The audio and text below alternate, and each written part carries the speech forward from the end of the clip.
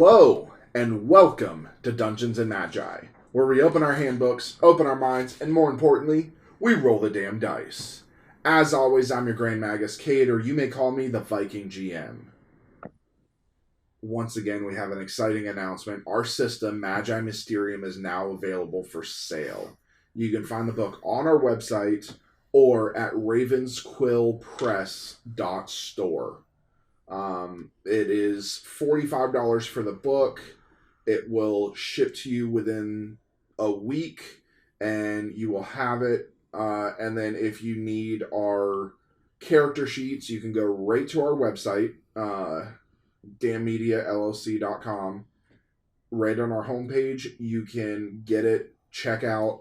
It is free. It is the free PDF of our character sheets. So please check it out. And then tag us on social media. We're going to go over what all our social media and stuff is. Tag us on there. Let us know what you guys think playing it. So I know that I have a few friends that have done some work for us that are going to be getting the book for free, and they're going to play test it as well. And with that being said, with social media, it was just released, the whole TikTok thing with Congress and all of that.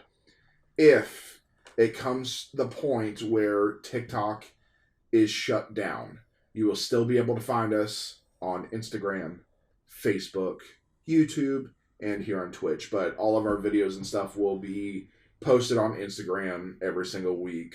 So you'll see bits and clips there. Hopefully we can stay on TikTok, and hopefully everything works out with that. But if it doesn't, luckily there are other places for us to go and for you to see us. We are also doing a giveaway for everyone that subs to us on Twitch right here. You will be entered to win our new book for free. That is Magi Mysterium. The contest will end May 12th. And Amazon Prime memberships do count as subs. Cast members do not count. But anybody that subs to us from now till May 12th, even if it's a resub, you will be entered to win the new system. We will get it sent out to you. If you want, we will sign it and address it to you. But if you sub to us, you will be entered. If we get a large amount, then we will go ahead and increase the giveaway amounts that we get, or that we will give away. So, with that, we do have a few announcements to get through, so please bear with us. First up, we have Elliot with our socials and store info. Roll for excitement. Dungeon dwellers, gather round.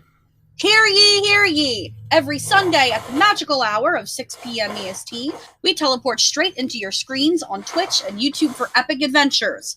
But beware, fellow adventurers, for on the last day of each month, we vanish into the realm of other projects, because even wizards need a day off. Behold our revamped website, now shinier than a dragon's hoard. Embark on a quest to dammediallc.com and discover the treasure trove of Dungeons and Magi wonders. Socialize with us across the lands of the internet. Facebook is facebook.com/Dungeons and Magi.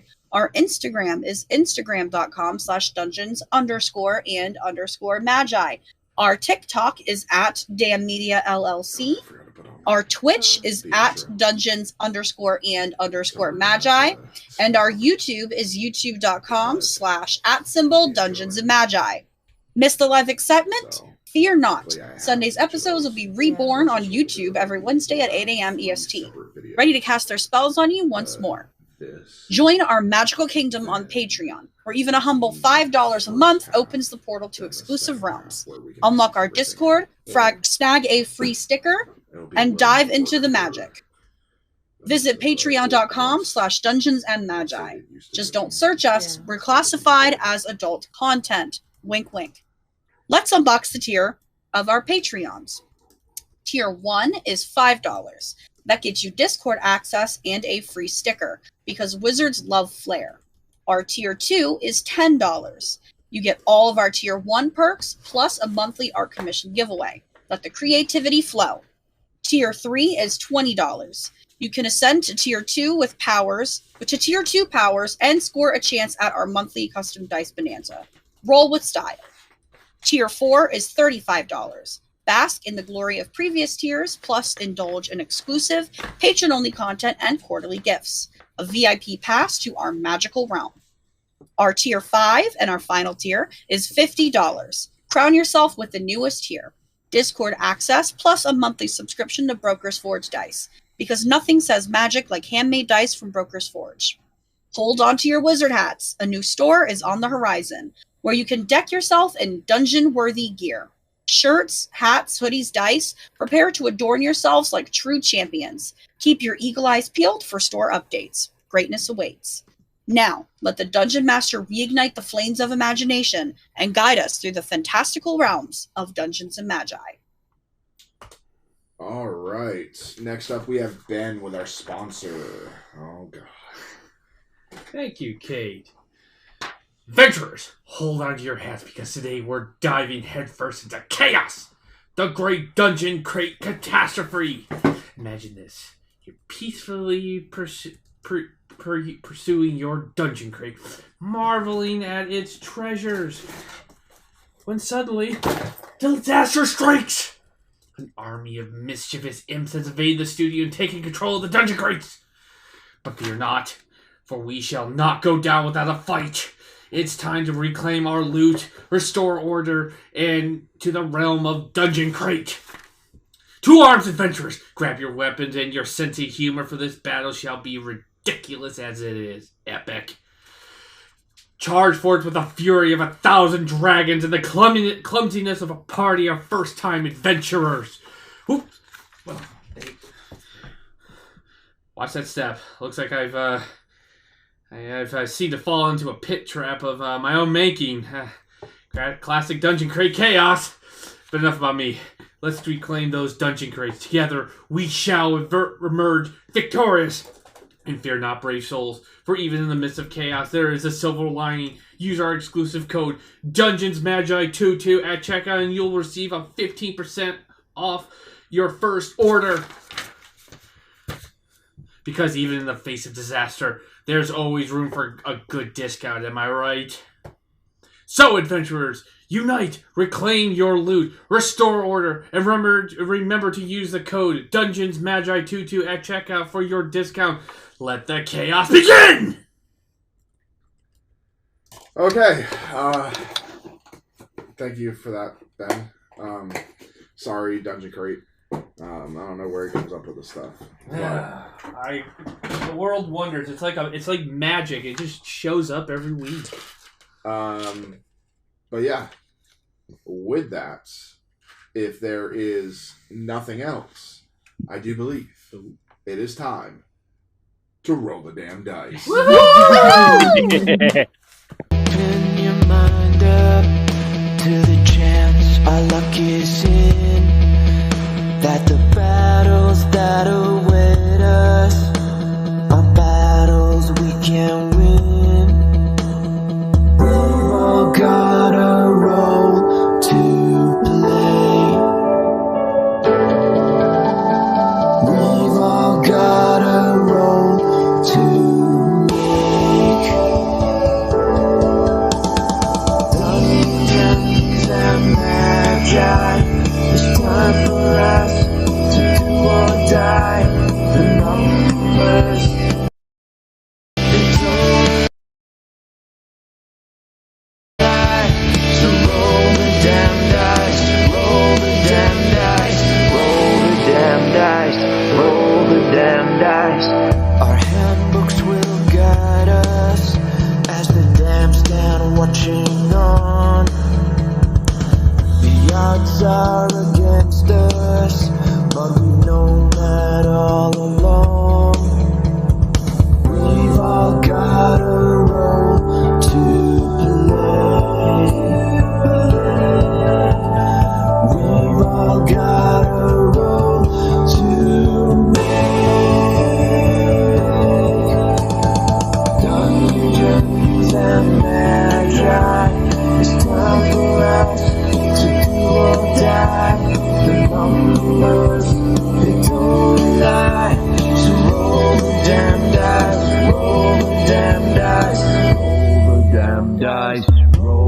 damn dice. And we're back. So, last we left off, the students continued their fun adventures in this magical place. Dare I say once again, maybe the happiest place on earth. But now I don't want to go there. But it may not be a universal feeling.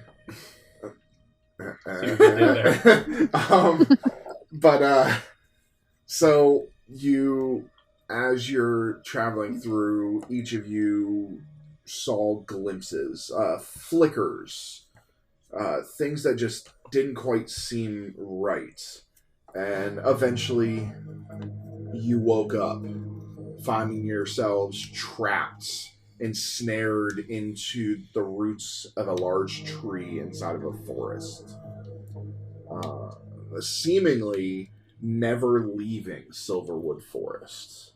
After many attempts to break yourselves free and break someone free numerous times, you... I don't want to talk about it. You headed towards the town you had just come from and tried to look for Alara, who was your contact, and finding the place burned to the ground, bodies charred, laid everywhere, no signs of life. Then you tried to find your Luma Sprints, again, nowhere to be found. Luckily, concentrating, feeling the connection, feeling that they were still there, you called out to them and they came. A little bit of char and soot on their feathers / scales, and you were able to take them and ride towards the academy. As you approached the academy, all you saw was desolation, destruction, finding a safe place to land amidst all the rubble. You searched, bodies of students and professors alike crumbled under the pressure of buildings. Finding some of you freezing, some of you able to continue. You searched for the headmaster, went to what remained of his office, seeing the office torn apart, desks flipped over, papers spewed everywhere, finding a small box with the label of caution. Grabbing the box, not knowing what it is, you take it out, and upon trying to find a way to open the box, you hit a trigger. Trigger sent the box labeled caution flying through the air, hitting a clearing amidst the burnt trees. The box then expanded 7 feet into the air, opening up what looked to be a door on the front. You all step through, and that's where we pick it up tonight. So, stepping through the narrow door of caution, you can only assume, you're immediately enveloped by a space vastly contradicting the modest exterior. The interior unfurls into a large round room, distinctly futuristic yet imbued with an undeniable touch of ancient mysticism. This cockpit, central to the device's operation, blends magitech, where magic meets technology, into a seamless harmony of form and function. At the heart of the room lies the central console, a striking circular structure crafted from polished, rune-inscribed metal that gleams under the soft ambient lights. Embedded within this console are numerous glowing crystals, each pulsing with a soft light, their color shifting like the northern lights. These are not mere decorations. They serve as the primary control interface, sensitive to the touch and capable of interpreting a variety of magical gestures. Above the console, a holographic display hovers in the air, providing three-dimensional maps of galaxies, dimensions, and time periods, inviting interaction with a simple wave or spoken command. The cockpit is surrounded by several floating seats, each one tethered to the floor by beams of light that provide a soft luminescence. These seats are designed for the operators or navigators, providing them with access to individual control panels that integrate seamlessly into the overall design. The walls and ceiling of Caution can shift from opaque to transparent, offering panoramic views of the swirling vortexes of time and space outside, or transforming into screens displaying vital navigational data or celestial charts. Now, I want to show you guys what you see. Let's see here. I'm just looking around at all this.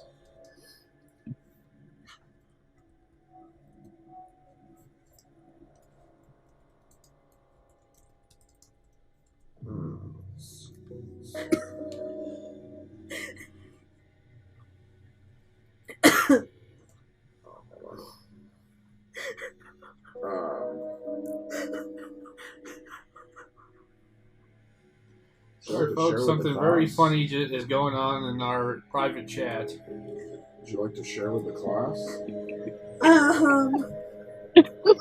No.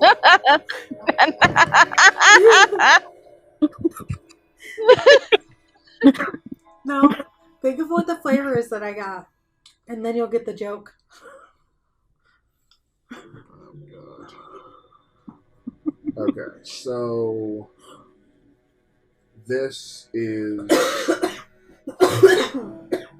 what you all see.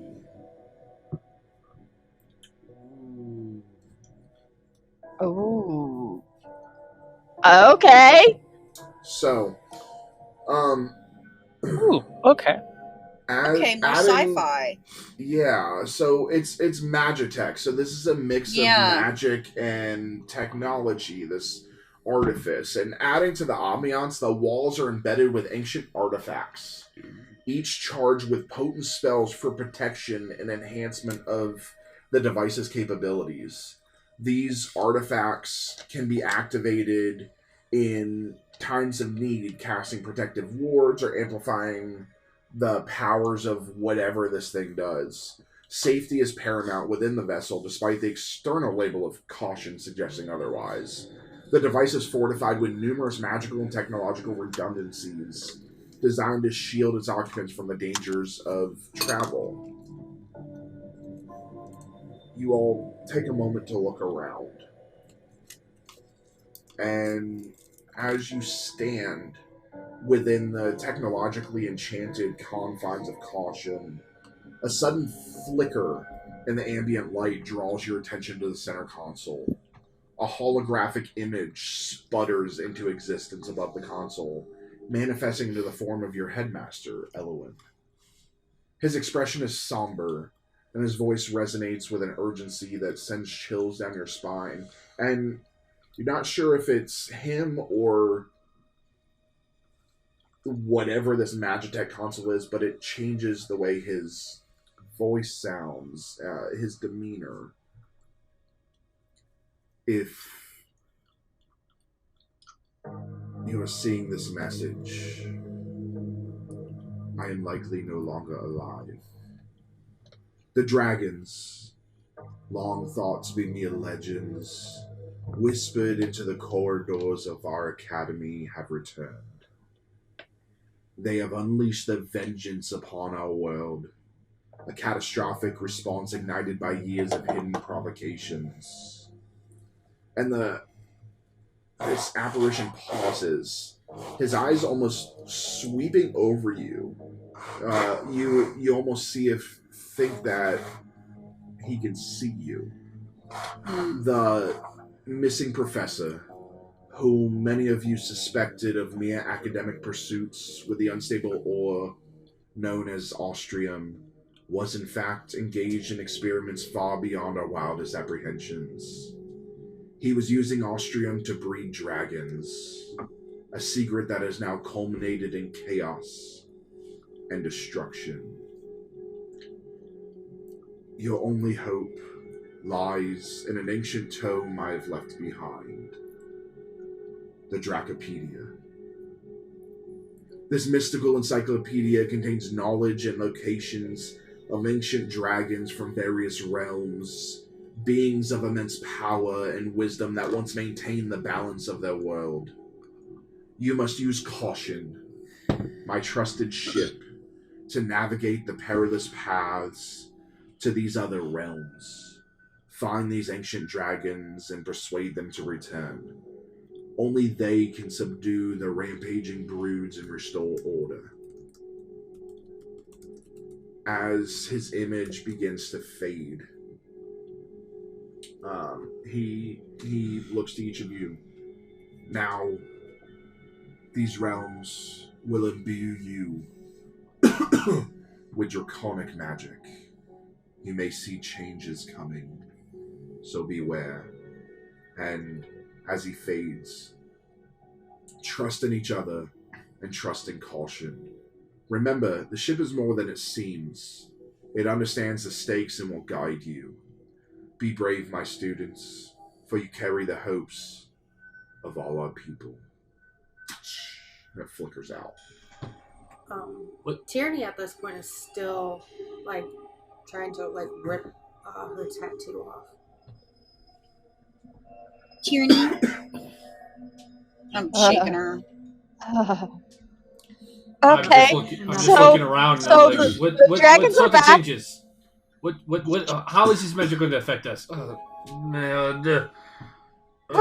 Why do we only ever get half the information?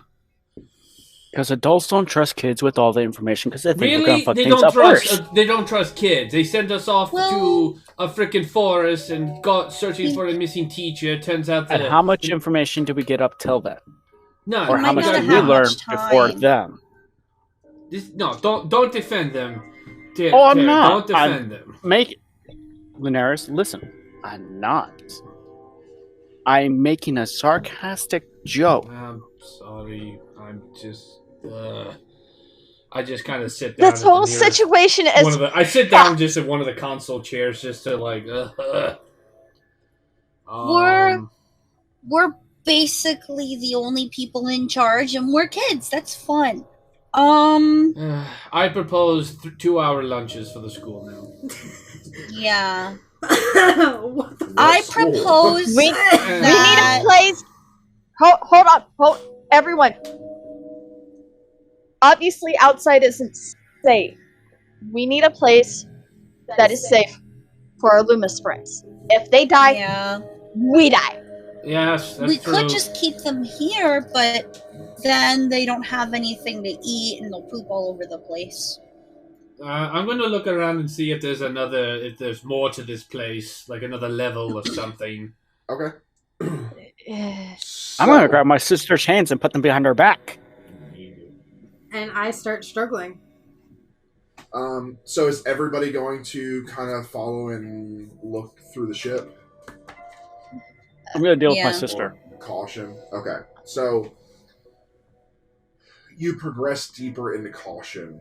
You discover the captain's office, formerly the personal sanctuary of Elwyn, and now a pivotal area in your quest. The office, designed with both function and comfort in mind, exudes an air of solemnity and purpose. The office is a semicircular room, its curved wall lined with bookshelves that reach nearly to the ceiling. These shelves are filled with an assortment of ancient tomes, scrolls, and artifacts, each a testament to Elwyn's lifelong pursuit of knowledge and understanding of the mystical and arcane. Among these, prominently displayed on a pedestal, lies the Dracopedia. I run over to it and I like, guys, look.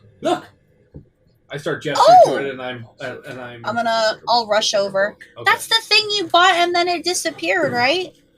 This looks different. No, this is different. I start flowing through and I start looking. I'm seeing pictures of dragons, like some are hand drawn, some are a little bit nicer. There seems to be scripture. Like this is like a field guide / textbook about dragons. I'm looking at all the various dragons there are, and I don't recognize any of them, but they look pretty cool. Especially this one. Maybe they're the new ones really that cool. that the professor brought back. I don't know. I'm looking around. I'm like flipping through it like fast but careful. I'm trying to see if there's any like handwritten notations or footnotes or anything that might give me some more insight. If you look at various pages, there are notes, there are habitats, there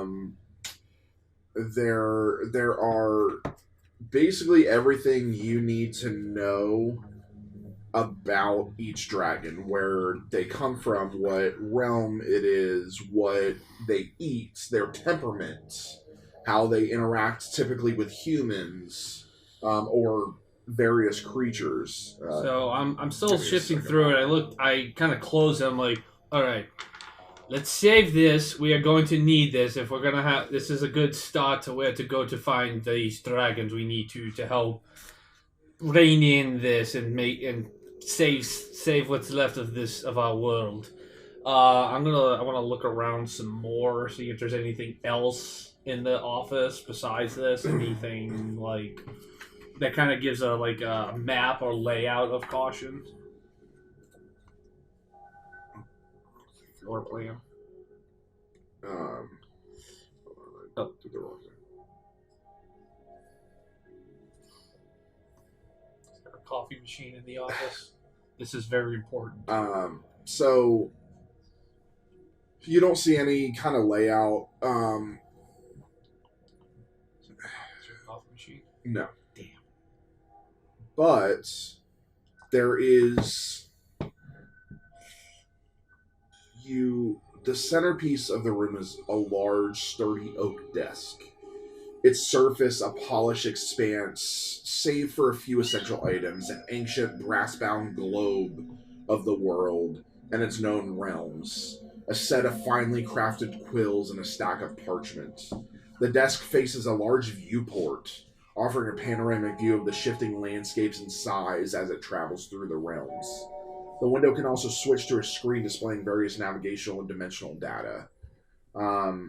Behind the desk, a high-backed chair, and I just posted the picture for you guys. A high-backed chair is carved from dark wood with deep blue cushions, offering comfort and support. The chair, much like the room itself, stands as a symbol of leadership and responsibility. Subtle touches of magic are evident throughout the space. The soft glow of enchanted lamps provides a gentle illumination, while protective wards woven into the tapestries and rugs ensure security and sanctity of the office. On one side of the room, there's a small private alcove that holds a collection of personal memorabilia belonging to Elwyn, series of framed photographs, awards, and small mystical devices. Yes, except she doesn't look like that. Each telling a story of a life devoted to academia and the safeguarding of the world.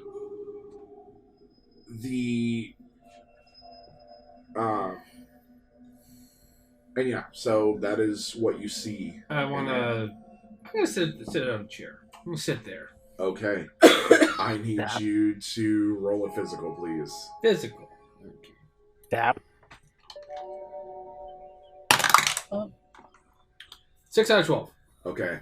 You go to sit and you hear, and you move out of the way before an electrical shock shoots out. It just misses you. God, what the hell? I want to try. Okay. What? Really? Roll a physical, please. Oh no. 2 out of 12. But I'm prepared for it because I know it's going to happen. Take a point of armor. Ow! You As it okay? shocks you. Maybe Yeah. not sit in the zapping chair of electrocution. I go to sit. And sis, stop. I have a hold of you. I rip my arms out and go sit. When you approach the chair, it radiates a welcoming warmth. Its enchantments harmonizing with your presence. The air around the chair seems to hum softly, and an audible whisper of acceptance, allowing you to sit comfortably and assume your role as the captain with the full backing of the ship's Magitech capabilities. What the fuck? We're just. That's out of character. What the fuck? Well, Captain. Hold it. I'm just staring. I just sit in the chair like and just am dumbfounded. I look. I'm just staring at Tierney. I'm like, Mon Capitan? I guess I'm dating the captain. Oh, okay.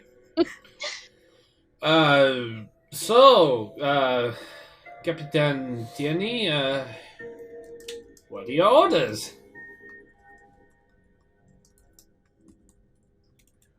You understand the knowledge now from the chair, that the reason the chair works like this, literally nobody else but you can sit in this chair.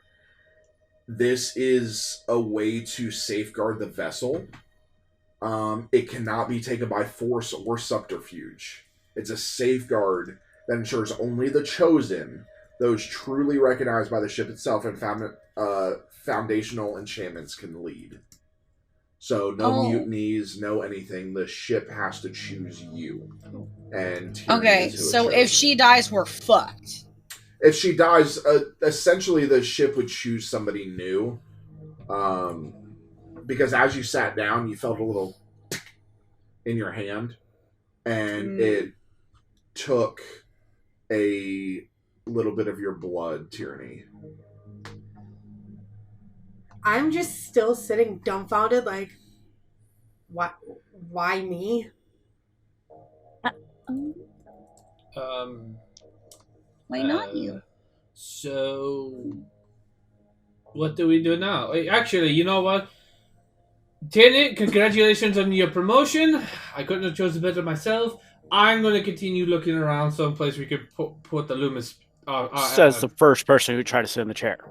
I'm gonna look obviously and see if there's anything I'm on the not desk good to enough give to me run kind the of like place, a and layout I'm okay with that. of I'm not caution. mad. No, I'm just trying to get our Loomis spirits on. But you actually gain the knowledge. So what happens with caution is caution is magically tied to whoever the captain is. The captain is essentially the owner. So not only does caution fully interact with the owner, as each owner takes its place, caution reforms into what the owner and its party's needs are. So there is no like set thing, but you know that in here somewhere, you're not sure where, it's something you guys would have to map out. There are places to sleep, there are places to eat, there is storage, there's an armory, there's a ton of stuff. It's just, you guys are going to have to walk through and map it out. And then eventually you guys will gain the knowledge of where everything is. I just hold my arm out to Tarrant, and obviously he would know what to do. It's the arm with the tattoo. Stopping her from scratching and holding her. And I get up to just try to find spots. Okay, so you guys ready to continue? Yep. Yep. I whisper in my sister's... Oh, sorry. Go ahead. I whisper in my sister's ear, don't you want someone else on your arm? I hold out my other arm to Taryn Lee. I kind of wrap myself around her and like I'm essentially gaining comfort from her as much as I'm trying to give comfort because I'm still freaked the fuck out by everything. Oh, at this point, Tierney's not even speaking. So, as you continue to explore Caution, you discover a series of rooms that unfold like hidden treasures within the ship.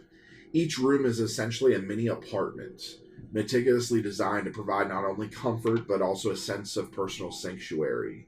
These quarters reflect the ship's unique ability to blend magic and technology, creating spaces that are both functional and magical. As you enter the room, you guys can enter one room, see what it is, and then choose your rooms from there because they're all the same. Upon entering each room, you are greeted by a cozy living area, furnished with soft modular seating that can be reconfigured to suit individual preferences or needs. The walls are equipped with smart panels that allow for control over environmental settings, lighting, temperature, and even the transparency of the windows, which can offer expansive views of the cosmos or privacy with the opacity of a solid wall. Adjacent to the living area is a small, efficient kitchenette. Here, Magitech appliances provide the convenience of technology capable of providing a variety of foods and beverages from across the realms, tailored to the taste and dietary requirements of its users. The bathroom, a model of efficiency, which some of you are finally seeing a bathroom for the first time, features enchanted fixtures that offer rejuvenating showers and baths. These fixtures automatically adjust to preferred temperature and flow settings, providing a personalized experience. Storage solutions are magically enhanced to maximize space, seamlessly storing a seemingly endless array of personal items. Then the private bedroom is separated from the main area by elegant sliding panels. Inside the centerpiece is a bed designed to adapt to the user's preferred sleeping conditions, including mattress firmness and temperature control. The wardrobe, much like the storage in the bathroom, employs spatial enchantments to hold an extensive array of apparel far beyond its physical capacity. Now, each room's design allows for personalization, with enchantments that can alter the wall's appearance to display various scenic backdrops or colors, reflecting the occupant's mood or personal taste. Additional personal touches can be added through artifacts or memorabilia collected from your travels across different realms. And then each room is actually safeguarded by magical wards that restrict entry to authorized individuals only. So it is a private and safe environment. This means only you can enter your room. Nobody can come in and just enter your room whenever they want. It is coded to your DNA. And it's all, this is all brand new Magitech. You've never seen any, you've seen bits and pieces of Magitech. I mean, you just saw Magitech in Artificia, but nothing like this. This is something that took a lot of magic to do, maybe hundreds of years of magic to do. So this is where you're at now.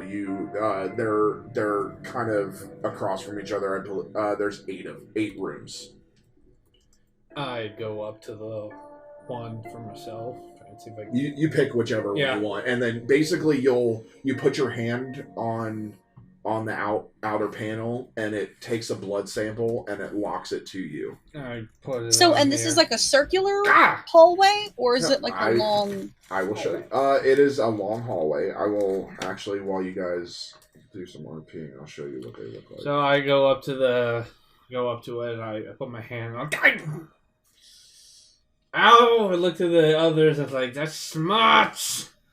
And then I kind of wait to see if they get the door open. Yeah, it opens. And I kind of walk in. And I'm like, "Huh." It's kind of, I mean, it's a pretty bare room. You know, bed, desk, cabinet for a party. Put stuff if I put my finger in your room? Will it stop me? Or the finger in your, like my hand? If I put my hand in your room, will it shock me? Are you gonna put your hand there? No, I'm like asking. I don't know. I'm trying to. figure out if it's something that like you can have friends in there, or if it's like you got to just be you in there. I think it's just me. No, you can have people in there. Like, you can invite people in. They just can't make their own way in. You have to open the door for them. Oh, okay. I wasn't sure. Other people, other people can be in there. Yeah, no, okay. Other people can be in there. None of you can open each other's rooms. Except for the captain. The captain can open any room, if need be, because of emergency situations. Captain basically has the skeleton key for everything. I look over Dottie. Dottie, you should get the room. Go get one. I walk over to one next to the left of his. Put my hand up. Okay, and it pricks your hand. Ow! And I go on to the other side and just kind of like walk up to the door as I'm like pulling Tara and Tarrant with me. Okay. Each of you get your fingers pricked, your hands pricked, and it opens. Each of them opens up for you, and then there are the pictures of all of your stuff. So the first picture is obviously the actual bedroom with the bed. The next is the living space. These are all the same room. So you have that big living space. Then you have your kitchenette, which can produce any food from any realm that you visit. And you can program it based on your dietary needs. So vegetarians, it will always produce a vegetarian food for you. And this is if you want personal stuff, because there is a large kitchen, and then the final one is your bathroom. Is there a curtain or window? Shutters closed. Oh, okay. And it's actually not. It's not an actual window. I walk It's into a my viewing room screen. and I shut the door. Okay. By yourself. Yep. Okay.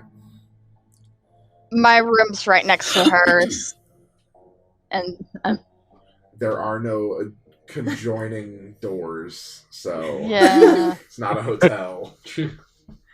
I want to make sure Stu's okay, because I know he was pretty upset about not being there when everything happened. So yeah, Stu's kind of dragging behind you guys, and he just walks up and puts his hand, and it's a pretty big reach. Same thing for you, Dottie. It's a pretty big reach, but as that happens, you see it disappear, and then reappear at the bottom.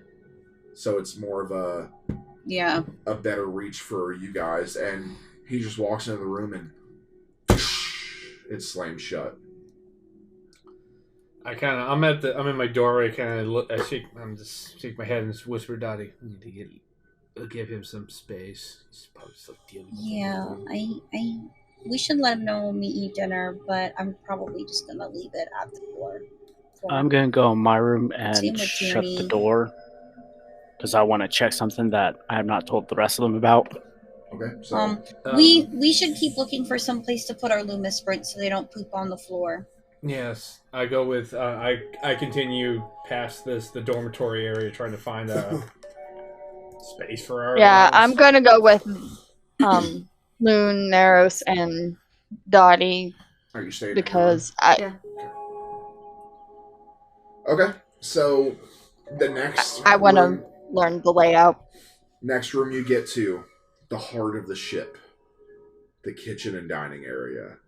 Meticulously designed to cater to an entire crew. This grand communal space skillfully marries state-of-the-art magitech with the warmth of traditional gathering areas, making it both a culinary haven and a social centerpiece. The kitchen boasts an array of culinary equipment all powered by magitech. Each cooking station features adjustable heat surfaces that respond intuitively to the dishes being prepared, ensuring perfect temperature control. So basically, you tell it what dish you're preparing, and it adjusts the temperature itself using magic. So you don't burn it or anything like that. Probably the first smart thing that they made for kids. Yeah, advanced ovens and stovetops operate with precise timing, capable of being controlled by either touch or voice commands. Utensils and cookware enchanted for convenience float back to their designated places after use, maintaining order and efficiency. If only we had that for real. Literally, you can go ahead and use a utensil, use a knife, whatever, and when you're done with it, you can just literally let it go, and it'll float by magic back to its designated place or where it's supposed to be cleaned. At the center of the kitchen is a sizable island with a robust countertop that doubles as a preparation space and an informal dining area. Overhead, enchanted lighting adapts to the kitchen's needs, offering a bright illumination for meal prep and a softer glow for dining.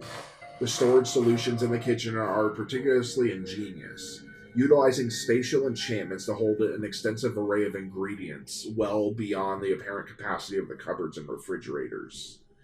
Adjacent to this culinary wonderland lies the dining area, anchored by a long, extendable table surrounded by comfortable chairs designed to accommodate any number of crew members. This area is not just for dining, but for camaraderie, featuring walls adorned with interactive art that can display changing scenes from various realms, enhancing the ambiance to suit any occasion. Windows along one wall provide breathtaking views of outer space or beautiful landscapes, depending on the ship's location, but can also be made opaque for privacy or focused gatherings. And then there's a cozy lounge area in the corner of the dining room.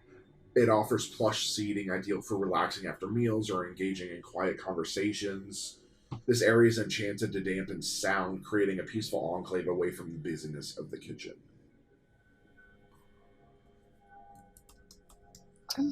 This place is amazing. I kind of say a little in a half whisper to Tara Lee and Dottie. Yeah. It's something, all right. I test out the fact that the stuff floats to back where it is. I'm gonna pick up a fork. Yeah, you drop pick up it. a fork and you let it go, and then it hits the floor, but then it kind of bounces and floats back. That's cool. That's cool. Now we got to keep in mind that there's a floor fork in our forks. But which one is it? I kind of look around, just seeing everything. All right. I don't think we can keep the mounts in here, though. Yeah. I don't want them anywhere near the food. Chinese food? It's very counterproductive. Lewis Spritz in it? I mean, they are kind of like cats, aren't they? Nah. The way that they look? I mean, yes. No, they're more birds, aren't they? They're kind of their own thing. I kind of just threw a bunch of fucking animals together like Dr. Frankenstein and created these things. Oh, goodness. He made a chimera. Yeah. Kind of, yeah. I kind of looking through. I kind of move through the main area, and I kind of go to the next door, still trying to find a place to put our Lewis Sprites. And you still don't find one. Yeah. Next is the meeting room. This place is basically a place for strategy and collaboration. You see a circular. It's a circular room. There's a large round table made of smooth, dark material. The table is surrounded by comfortable high-back chairs that provide support during long discussions. Each chair has individual control panels hidden in the armrest, allowing you to access data and stuff. Basically, this is the place where you guys will come together, strategize plans, pull up maps, whatever you need to do. This is the place to do it. And there's actually soundproofing material on the walls. That means sound can't get out. So if you're having private conversations and let's say you happen to find people to join your crew, quote unquote, you can have meetings for yourself and they won't hear it. You can adjust the lighting in there, and yeah, that is what you have in that room. Kind of look around a little. Well, anybody see anything interesting in here? If not, we're gonna have to keep looking. I think we should keep looking for now. Yeah. I just... Let's keep looking. Yeah. Come on. Let's go. I go out this room and continue deeper into caution. Okay. You then walk into the storage room. Now, this storage room presents itself as an unassuming space, but it harbors a magical innovation that astonishes you.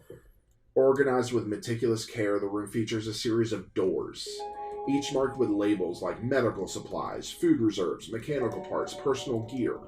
These labels, enchanted to dynamically reflect the contents within, ensure that the inventory management is accurate. What sets the storage area apart is the magical functionality of each door. And you guys go up and kind of open each door. They're a gateway to individual pocket dimensions. Opening one of these doors reveals a realm that defies conventional space, stretching far beyond the physical limitations of the room. In these specialized dimensions, all you have to do is think about the item you require, and it materializes in front of you, suspended in air and ready for use. I look around. I'm gonna close my eyes and think of parents and open a door. And 2 skeletons appear. Wow! Seriously? Is that actually? No, because I know Dottie wasn't serious. Oh, okay. Just making sure. I'm like, oh, come on. I knew Dottie wasn't serious. So Dottie just wanted to see what I was gonna say. Yeah. So I want to kind of gauge outside of these other little adjacent rooms. I want to gauge the space of this place and see how big it is, because I'm thinking we make an ad hoc stable out of this, get the Lumisprints in here, and anything we need for food and whatever, we can literally just pick it up from the... Well, yeah, so you can create, basically change these rooms as you see fit. So, like, there's one that says mechanical parts. You can change that into storage for the creatures, where they'll still be provided food, and it's comfort to them. They're magical creatures anyways. You have no idea where they actually come from. So you could make it to where that is where the Lumisprints are, or like animal holding or something like that, and basically you take them from here. Okay, and they'll be like safe and everything. Yeah. I kind of go up to these rooms, and I'm like, okay, which one do we not need right away? So my suggestion, out of character, you can remove the personal gear one, because each of you're gonna end up going to an armory at some point where you'll have personalized stuff, so the personal gear one can be removed if you wish. So I looked at the others, and I'm like, so which room do we move? I think this is where we found a place to put them. Well, we have our own rooms if we want to just put our personal stuff there. Yeah, that's true. So I go over to for something else. Lumisprints. I go over to the one with personal gear. Can I like rub this off? It's like written on chalk, or do I have to like? It's magical. So basically, you hold the door handle, and you think about what you want the room to be. Sorry, just hope nothing's in there, because it will all come spewing out. I concentrate on it's personal effects. So it would be funny. I'm suddenly going to do this RP now. I hold the door handle, and I concentrate on the animal stable pen and everything we need in it to house the Lumisprints, and I open the door. Okay. And as you do, a bunch of dildos. Yes! No. Surely. It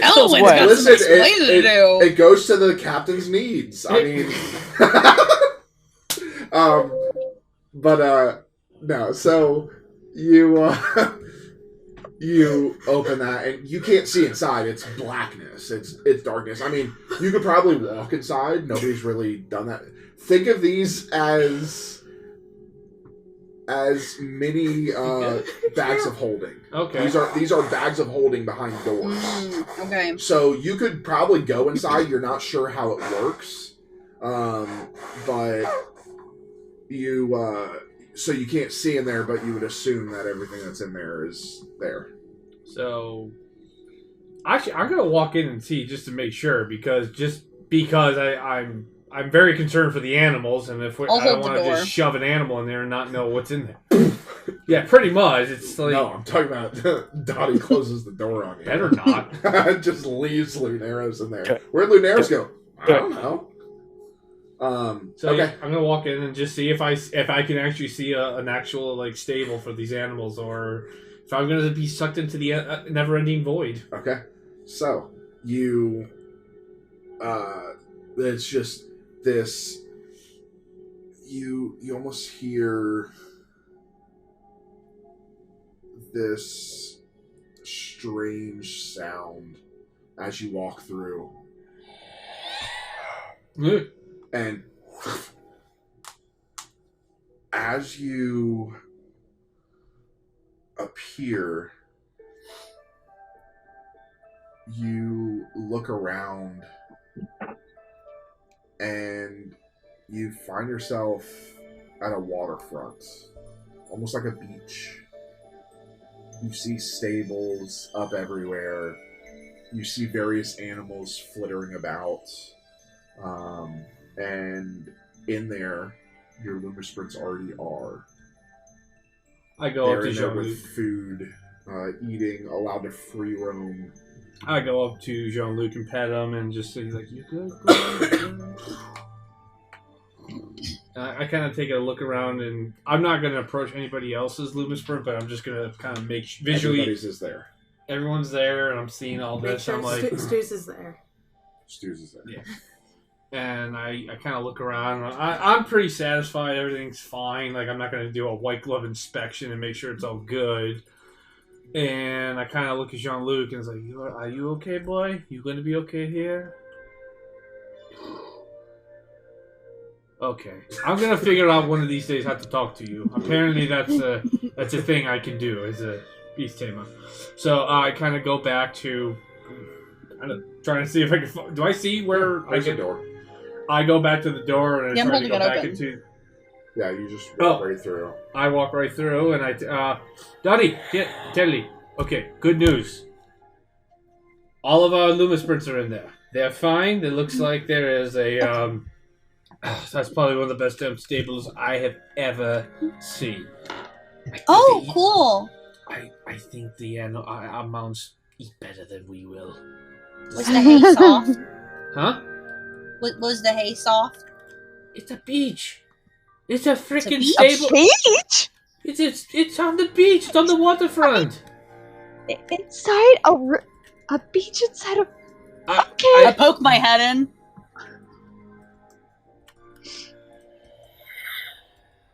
And you can see it. You see the beach. You can feel the salt hitting your skin as the waves crash. Bits of water mist against your skin. I pop my head back out. Well, as long as our Lumisprints don't drown, they'll be good. I think we can safely. You just walk in there; they're all just floating in the ocean. We all start shit, and then suddenly we all start gasping for breath because it's our lungs. Hey, look, are, like, Dottie expects the worst. So I kind of close the door and I'm like, so okay, one problem solved. Next problem is what the hell we do next. I mean, we have more rooms, right? Let's keep looking. Yeah. I'm still kind of holding the dragon. I didn't want to think about it, but I want to go see how my people are, how my tribe. Oh. Okay. Yeah, we're gonna make a stop at everybody's place. Yeah, I need to see how my family's doing. If the Whispering Coast is doing all right. Okay. All right. Taralee, we're gonna make that a priority. Okay. As long as Tierney. I mean, we have to get her to drive it, I think. But as long as we can. she may drive it or somebody else may drive it, because she's just the captain. I don't, I can tell you all from experience growing up in my village, just because you're the captain doesn't make you a good sailor. Yeah, but also it booted us out of her office seat. I would imagine it's going to stab us if we try to do the driving. Well, we'll see. We'll see. I want to see her take this thing up for a speed if possible. Okay. So let's hurry through the rest of the ship and then get moving to check on everybody. Yeah.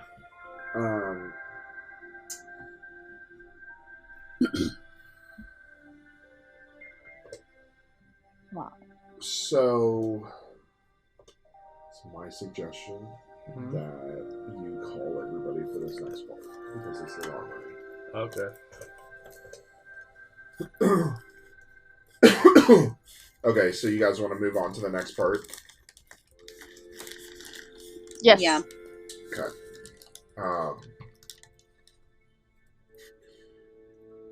Nestled just off of the heart of Caution lies the Armory of Infinite Possibilities.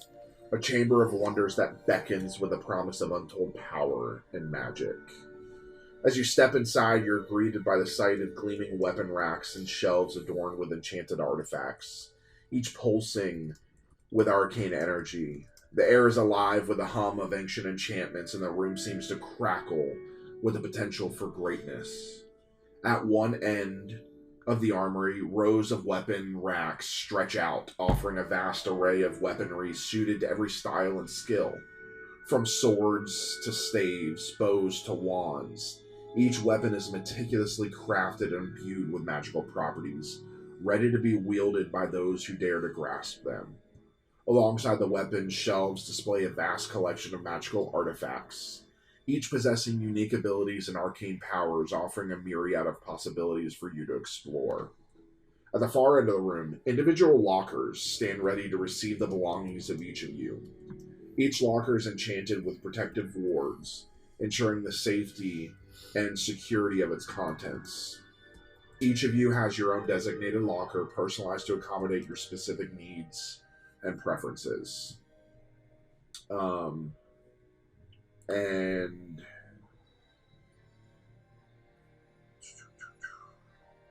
so for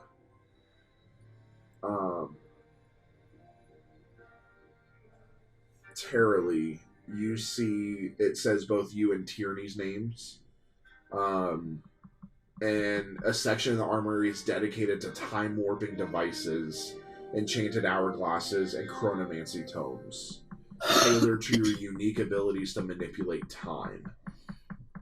Terrence, yours, although you're not there, you have a secluded alcove filled with shadowy artifacts and obsidian weapons, harnessing the power of darkness and shadow to enhance your formidable abilities.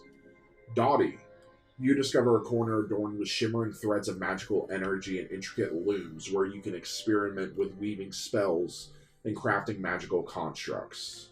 And Lunaros, you find a section adorned with lush foliage and enchanted cages, a domain where you can commune with the spirits of nature and train your animal companions once you get them.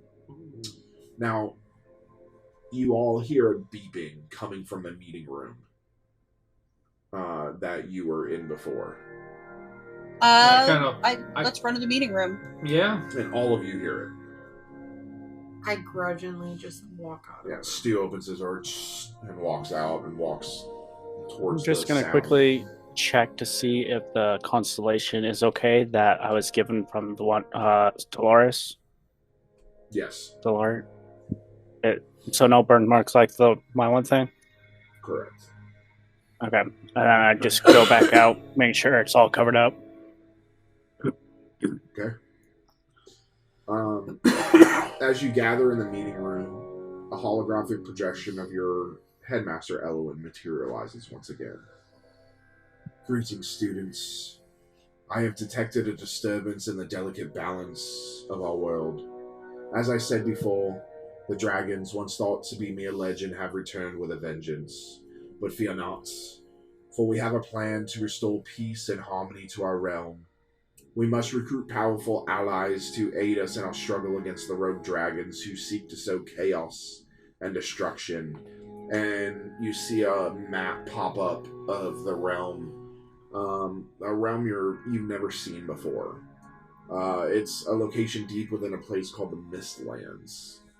Our first ally lies here, the Mist Dragon, a being of immense power and wisdom has long been a guardian of the Mistlands. It is said that it possesses the ability to see through illusions and pierce the veil of deception. You must journey to the Mistlands and seek out the Mist Dragon, but be warned, the path ahead will not be easy. The Mistlands are a realm of shifting mists and treacherous illusions, and the Mist Dragon is a master of deception. You must approach with caution and trust in your hearts. And he fades away. So I'm still holding the Dracopedia book, and I start like, here it is, and I find the entry for the Mist Dragon, and I look to the others and like, there's a lot of information here. Let me read this out loud if you all want me to, or we could wait. It's up to you. Go ahead. To Tyranny out, like up to you, Capitan. I shrug my shoulders. Okay, Mist Dragon, and I kind of hold out the picture of what it looks like. It's a hand. Show the audience. It's a pretty cool looking dragon. Yes, this is an awesome looking thing. I like this one. As I show everybody, the Mist Dragon is characterized by his slender, graceful body covered in scales that shimmer in shades of pale gray and silver, mimicking the mist it so often inhabits. Its wings are gossamer and wispy, enhancing its ethereal look, and seems to dissolve into the air as it moves. It has the ability to create fog and something called vapor form. This dragon can transform its body into mist, allowing it to pass through small openings, evade attacks, and surprise its enemies. So we probably want to make sure that caution is airtight when we are moving. Chill breath. Instead of fire, this dragon breathes a cold mist that can freeze anything it touches, adding a layer of defense and utility to its interactions with the environment and others. So, instead of burning, we'll freeze. Think of it like, not like a typical ice breath. Think of it like Superman's frost breath. That's kind of how I designed it.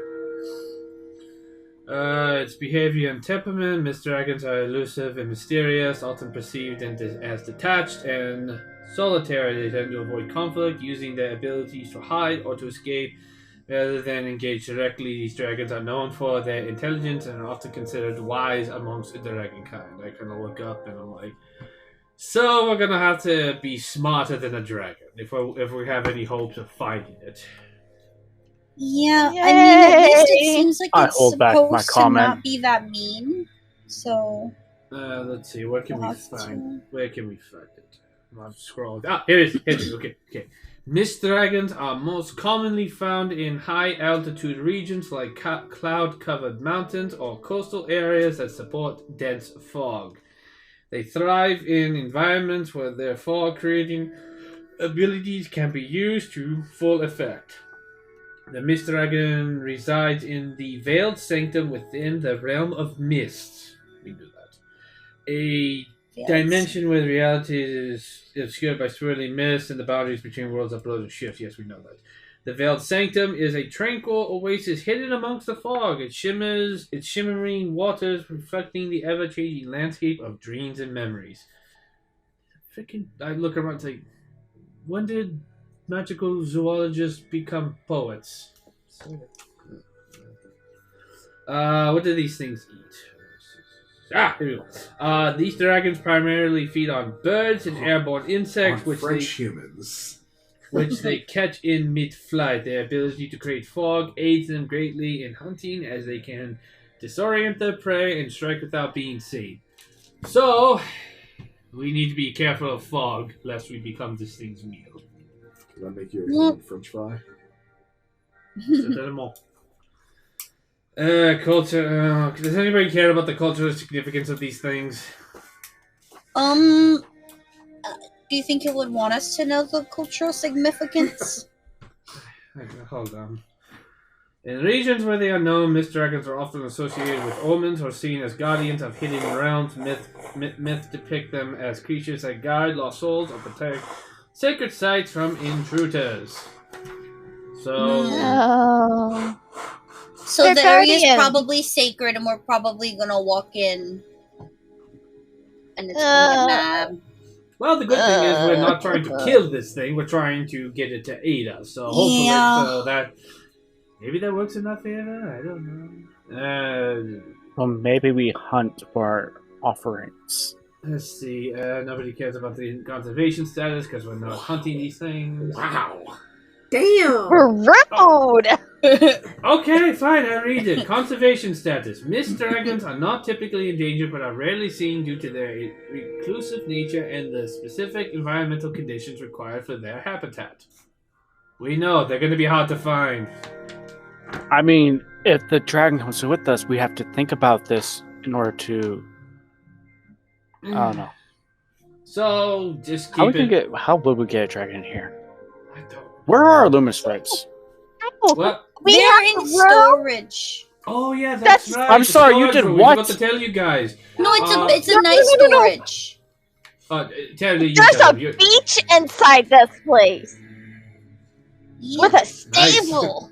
Everybody's just Get gonna off go the smoke. hang out in the stables. Forget Yeah. the common area. Forget the kitchen. We're at Guys, whatever it's mushrooms beach you party had. 24/7. I've never had mushrooms. Not even the kind you eat, I don't think. Anyway, okay, this one's important. This one is actually important. Interaction with humans/magical beings.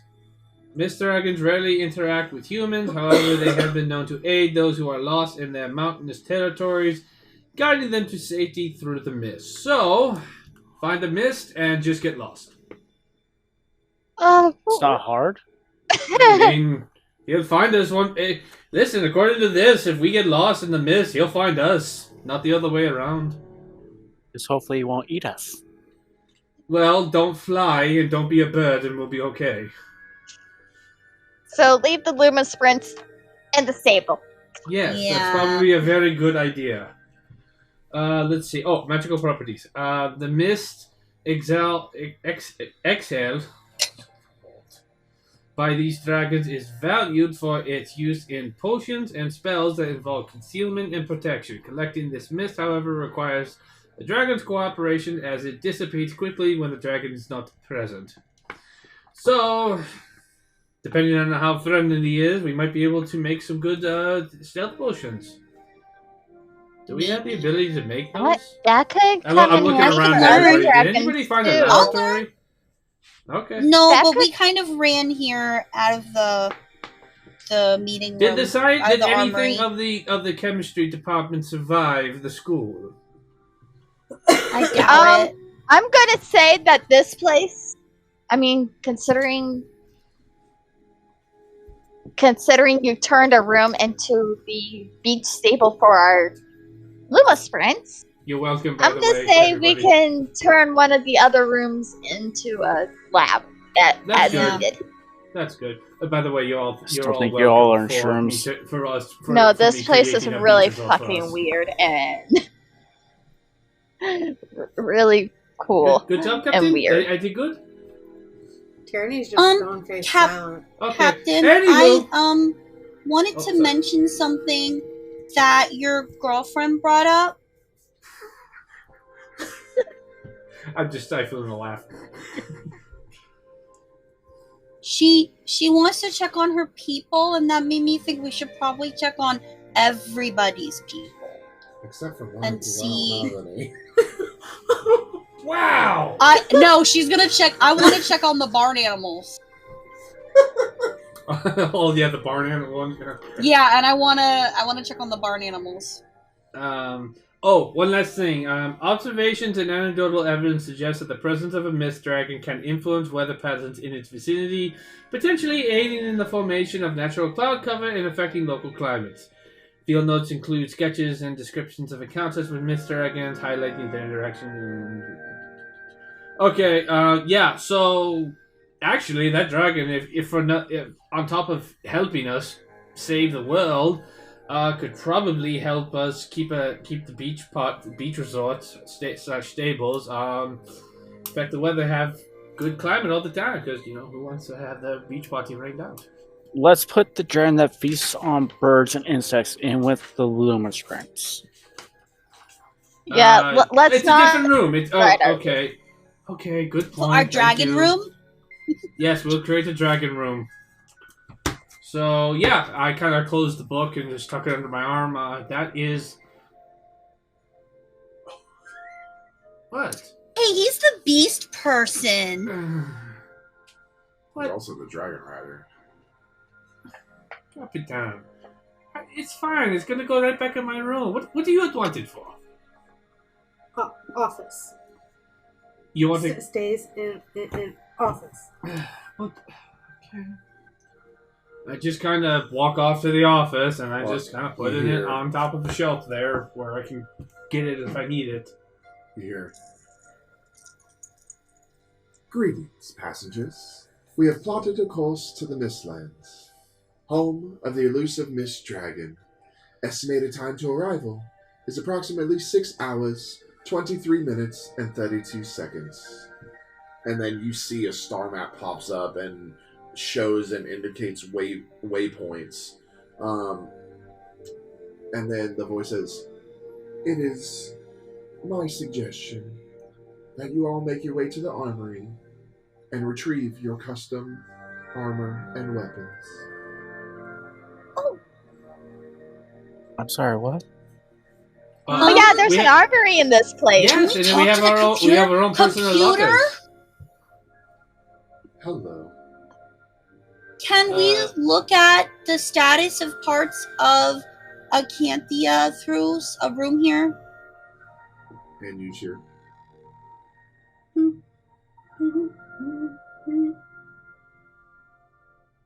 What part would you like?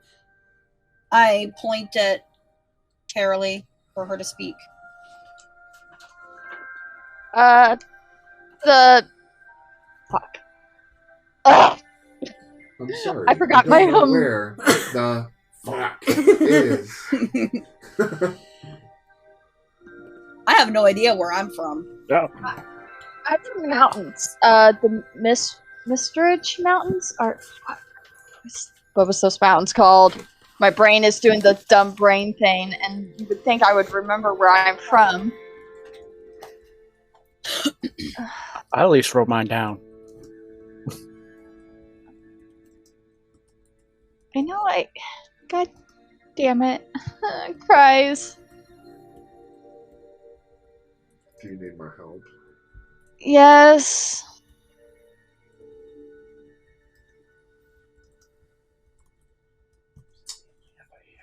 So,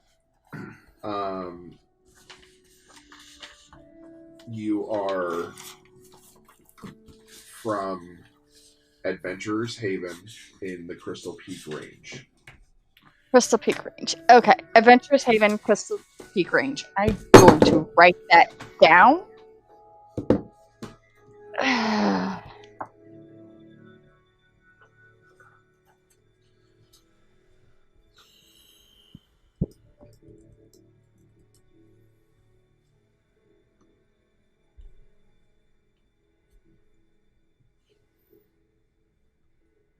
I mean, it makes the most sense of where to put it.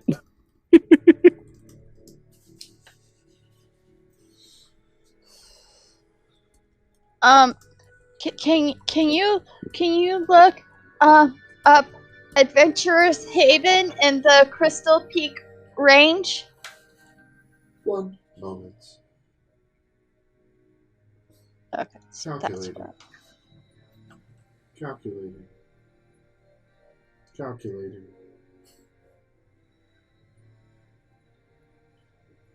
Here is the Crystal Peak Range, and you see this like magical essence form. Almost looks like you're looking through a crystal ball, where things are slightly warped, and you see your village going about its daily lives, They are hunting and fishing and skinning animals and tanning and everything that you're used to. Oh, I give Tara Lee a hug. I'm waiting for GM to do something. I know. I hug Tara Lee. I step forward. Computer, I want to see the Whispering Coast. Sorry.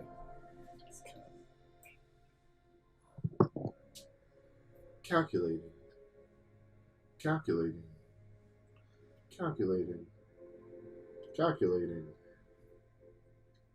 And you see, you hear the waves. You hear various, rumbles of ships moving in.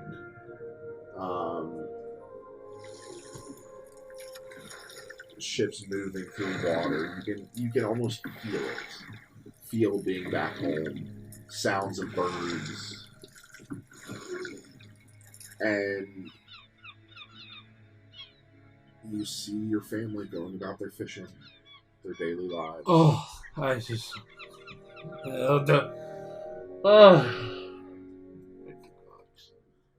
Computer. I look at the others. They're okay. Everyone's... Computer. Locate Viridian region, Emerald Canopy, town, Viridian Fall. Calculating.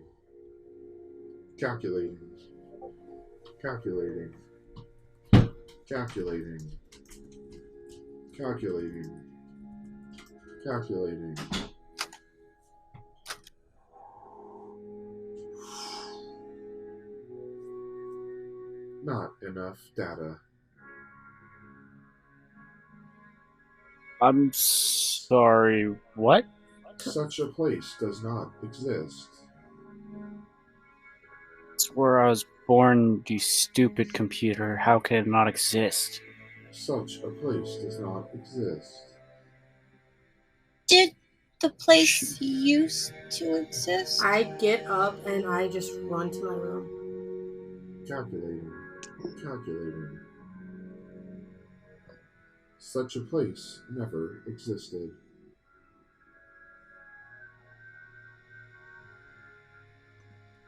I drop to my knees and just...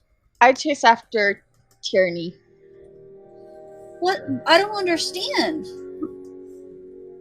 I'm mute. I'm pale. I am on my knees, arms to the side, like I'm basically dead. Tierney?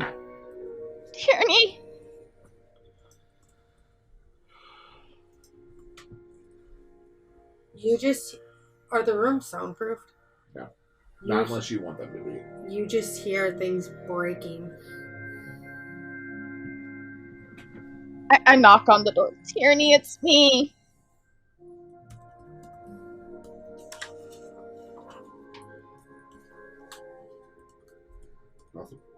Nothing. Okay, you continue to hear stuff break.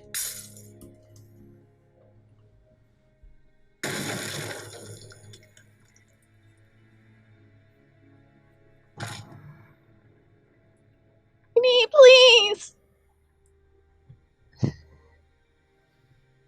I slowly open the door. I hug her. You just feel Tierney shaking.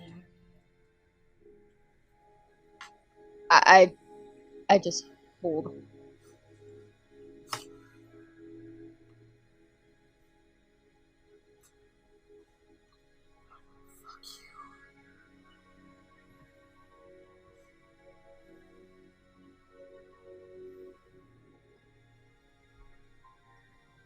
I'm just hugging Tierney.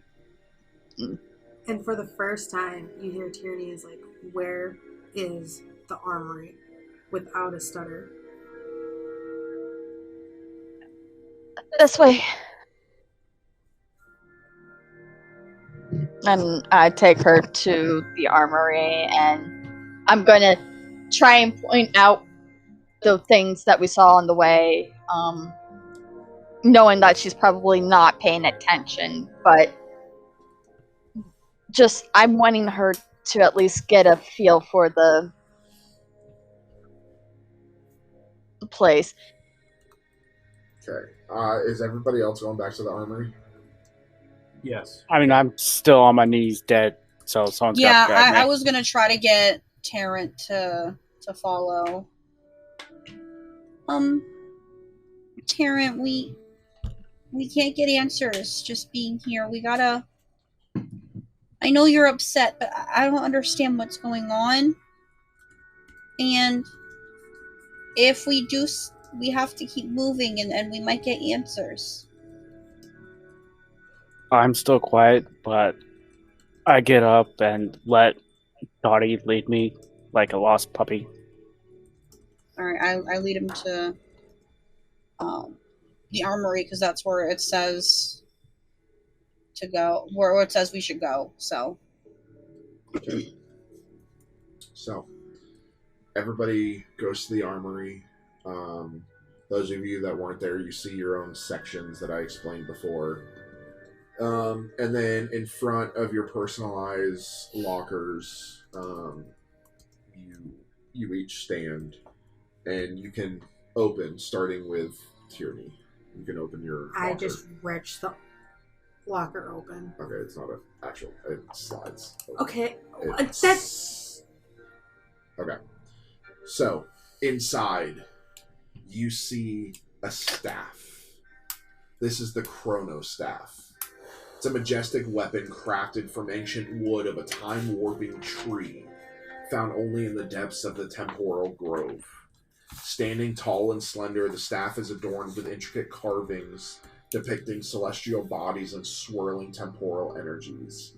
At its apex, a pulsating crystal imbued with the essence of time itself casts a soft glow, hinting at the immense power contained within.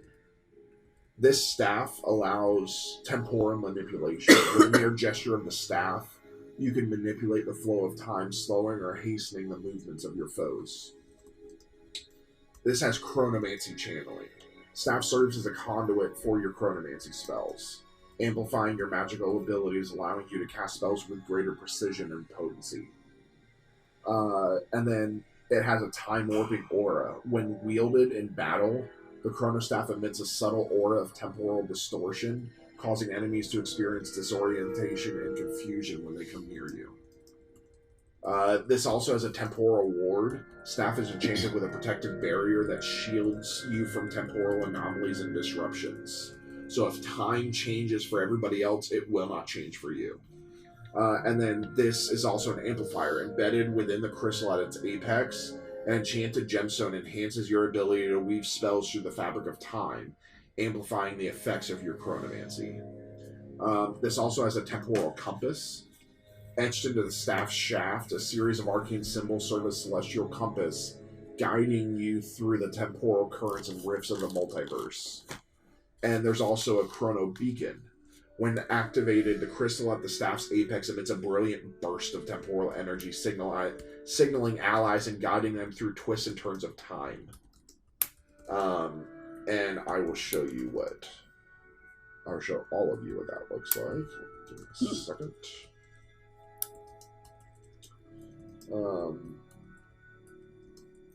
Let's see here. So, this is the Chronostaff.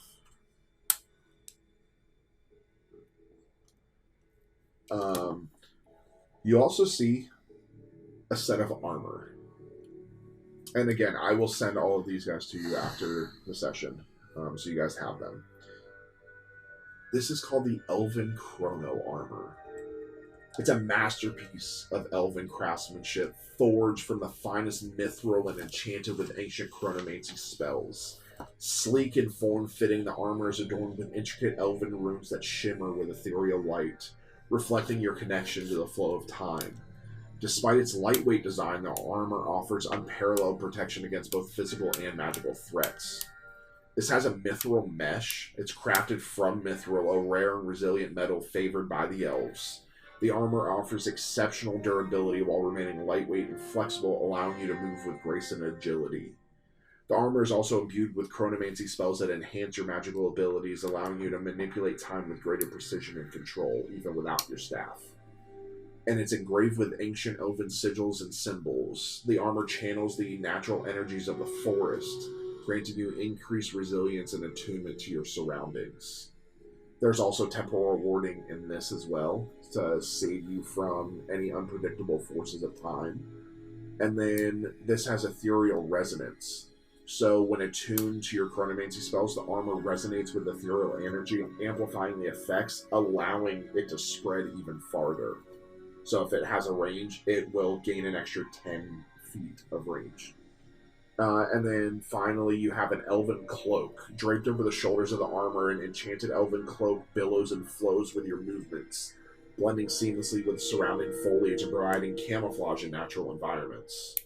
And then you have temporal pouches.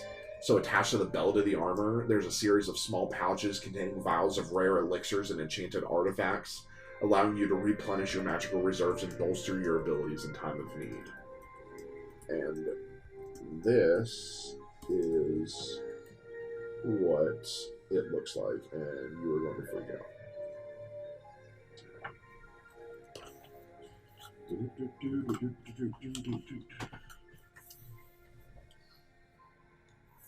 Ooh. Holy shit! Ooh. That's cool as hell.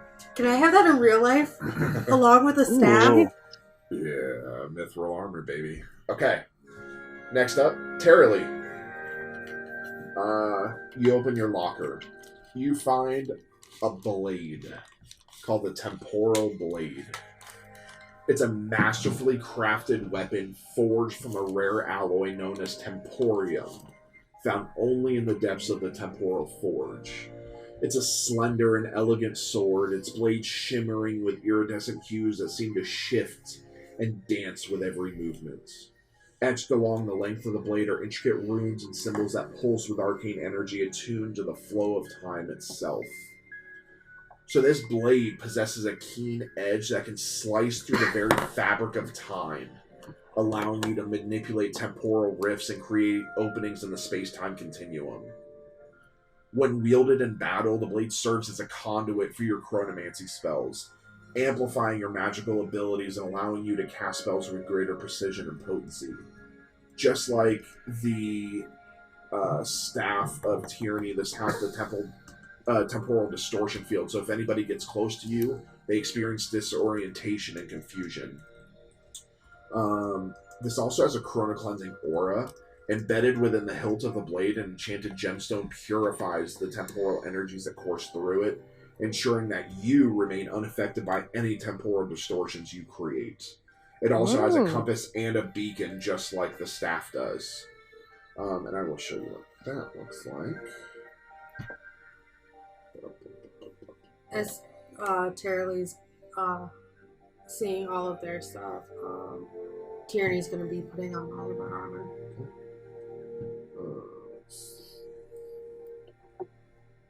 There's your blade. Ooh, that's nice. Then you also have Elven Chrono armor. It does all the same stuff. It just yours looks a little different. So yours is also made from enchanted silk. Crafted from enchanted silk sourced from mystical forest of the elves.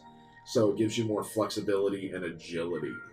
But pretty much it does everything else, including have the temporal pouches. So again, I will send, like I said, I will send all of these to you guys at the end.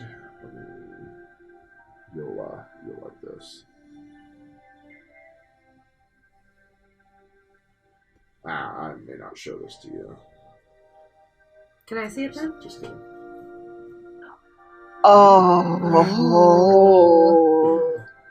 Ooh. That is gorgeous. Yeah. Terrence, you open yours and you find a blade called the Shadow Blade. It's a weapon forged from obsidian. infused with dark enchantments that harness the power of the shadows. It's a sleek and sinister blade, its edges honed to a razor-sharp edge that seems to drink in the surrounding light. The hilt is wrapped in supple leather, providing a comfortable grip as you wield it in battle. At its core, a shard of black crystal pulses with malevolent energy, channeling the darkness that flows through your veins. The Shadow Blade possesses the ability to channel your shadow abilities, allowing you to imbue your strikes with darkness and pierce through the defenses of your foes. When wielded in battle, it serves as a conduit for your shadow manipulation abilities, allowing you to control and shape the shadows to your will. And upon striking a foe, the blade emits an aura of darkness that instills fear and unease, weakening the resolve of your enemies and sowing chaos on the battlefields. The blade is also enchanted with a cloak of darkness that shrouds you in shadow, granting you increased stealth and agility as you move through darkness. And embedded within the crystal at its core, there's an enchanted gemstone amplifying your connection to the shadows, enhancing your shadow abilities. It does come with a sheath crafted from enchanted leather designed to protect the blade and conceal its malevolent aura when not in use. And attached to your belt, a small vial contains a potent essence of shadow, allowing you to replenish your shadow reserves and bolster your abilities in times of need. Show you your blade. I'm definitely going to get an ooh for this one. Ooh. I like that. Then you see an armor. This is called the Shadow Cloak armor. It's a blend of elven craftsmanship and dark enchantments designed to blend seamlessly with the shadows and provide protection in the darkness. It's crafted from a lightweight yet durable material, allowing you to move with stealth and agility while offering moderate protection against physical and magical threats. The fabric of the armor is dyed in shades of deep black and charcoal gray, perfectly suited to conceal in dimly lit environments. Now, this will allow you to move in silence because it's enchanted silk. You also have sigils on the armor, allowing you to channel the power of shadows. And there's hidden compartments within the armor, allowing you to store small items and tools. This has a shadow meld ability, so it'll allow you to meld within the shadows and become virtually invisible to the naked eye, making you a ghostly presence on the battlefield. It also comes with a hood attached to the collar that can be pulled up to conceal your features. And you do have another Shadow Essence vial. And I will show you what this is. I personally think you have the best armor. Mine's pretty fucking cool. Mine's pretty. Ooh. I was about to say, like you were saying. I was about to say, I thought I actually was going to agree with Pam, and then I saw that. I was like, you were saying yours is cool, but Batman.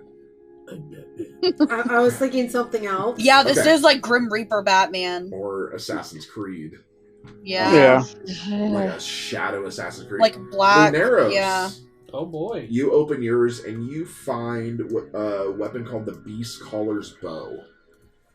It's a finely crafted longbow made from the enchanted wood of the Whispering Woods, known for its resilience and affinity with nature.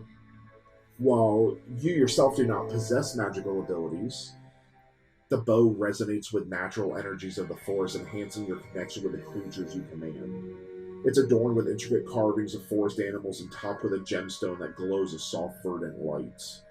So this wood is enchanted wood of the Whispering Woods, and gives you natural resilience and strength that allows for powerful and accurate shots. The bow is attuned to the spirits of the forest, resonating with the natural energies of the wild and enhancing your bond with the creatures you command. Embedded within the grip of the bow is a gemstone infused with natural magic, amplifying your innate connection with nature and allowing you to communicate with animals. Who? to actually speak to animals. As long as the bow is, you don't have to hold the bow. As long as it's on you, it works. While you cannot cast spells yourself, the magical essence imbued within the beast caller's bow enhance your ability to communicate with animals, allowing you to convey your intentions and commands more clearly. When you draw the bowstring and take aim, the magical energies within the bow resonate with your own connection to nature, strengthening the bond between you and the creature you command.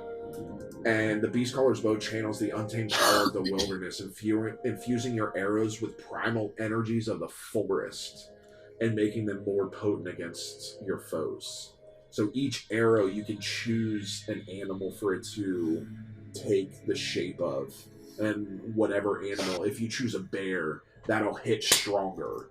It'll be more of a blunt hit. If you choose a tiger, it'll be more of a sharp hit like the tiger's claws. If I use a duck, will it shout curses and curses? Yes, it has to. I will show you. Let us look at what. Finally found a way to get Ethan back in here for more than Yeah. Quackicus bow. He just chills here, and the only thing he does is voice Quackicus. Yeah. Yes. Quackicus 2.0. Love you, Ethan. We miss you. Yes. Yeah. Come back. Yes, we do. It can't be. You need the Chaos Triplets back. That is the beast caller's bow. Ooh. If That is someone make this gorgeous. for me in real life, I will learn archery for this. I will learn I archery. will teach Wait, you. you don't know how? I'll learn it anyway, but I Alright. will make sure I master it for this.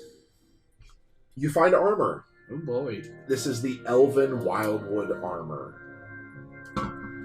It's a masterfully crafted ensemble made from the enchanted wood and supple leather of the Whispering Woods. It's lightweight and flexible, allowing you to move with grace and agility as you navigate the wilderness.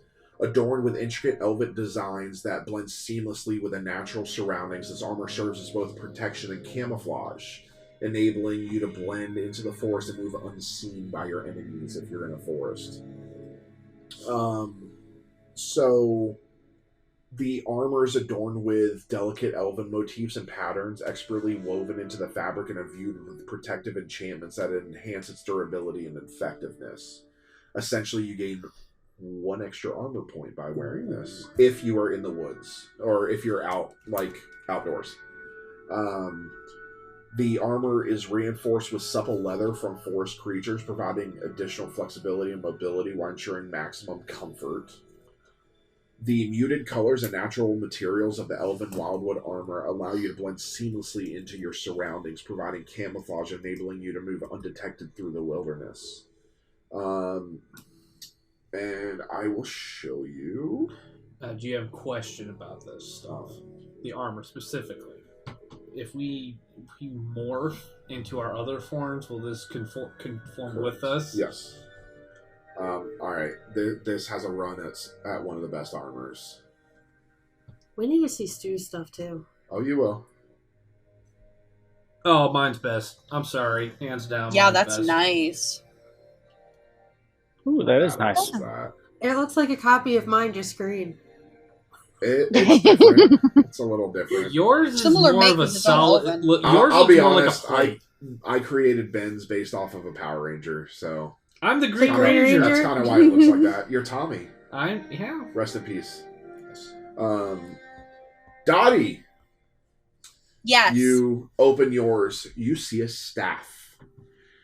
The Ooh. ethereal staff is a slender and elegant weapon crafted from a rare and enchanted wood that seems to shimmer with otherworldly energy.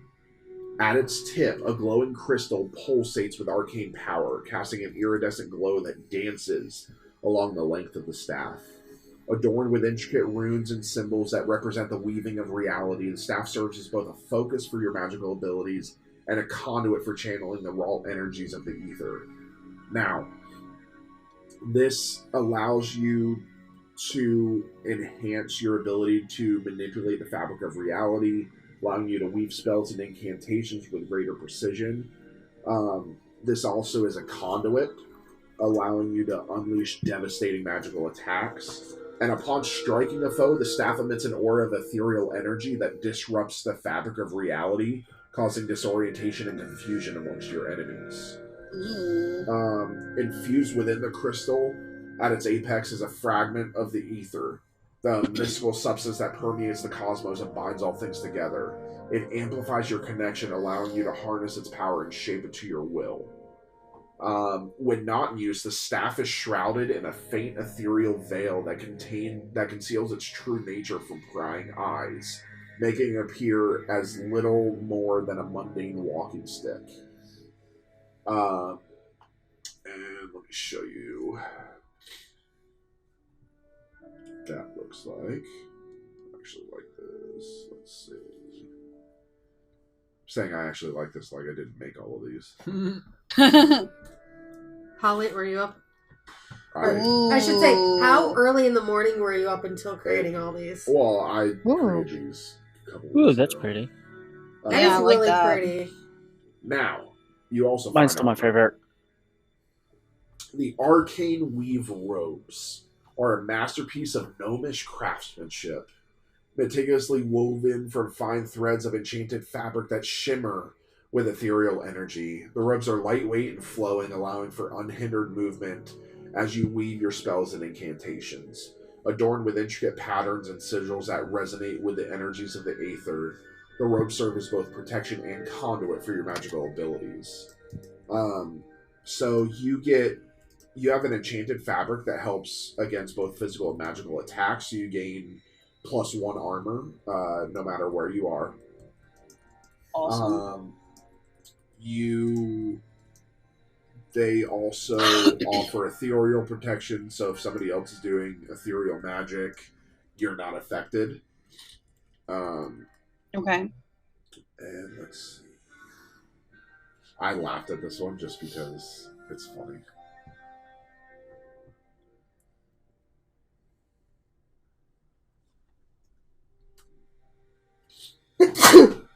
Oh, that is so cute. Oh, that is cute. I love That it. is adorable.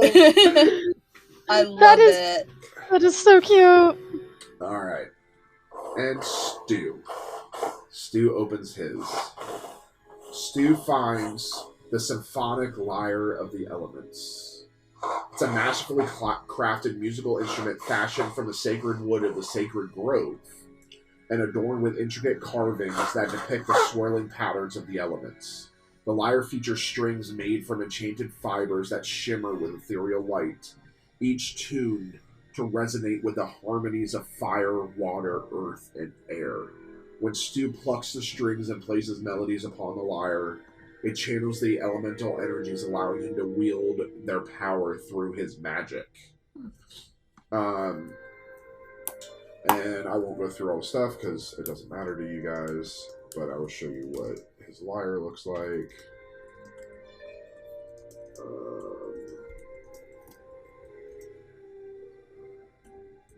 Oh. Ooh. Oh, I like that. He has armor, the Harmonic Rockstar Ensemble. It's a fusion of gnomish ingenuity and the rockstar flair. This ensemble combines enchanted fabrics with stylish embellishments to create a unique and striking look. The ensemble consists of a tailored jacket adorned with shimmering sequins and metallic accents, paired with fitted trousers and sturdy boots. Accessories include fingerless gloves studded with magical gems and a pair of sleek shades that enhance his stage presence. And again, I won't go through the stats of it because it doesn't matter to you guys, but I'll show you what this stuff looks like.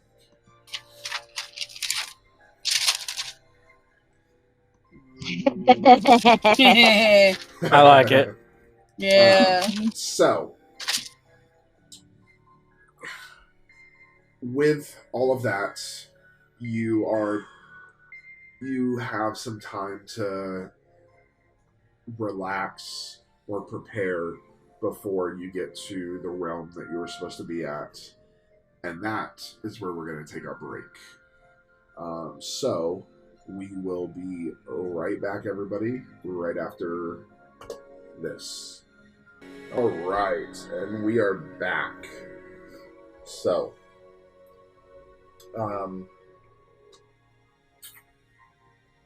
you all kind of have free reign to do what you want, or we can kind of fast forward to arriving in the place it in the realm you're supposed to be?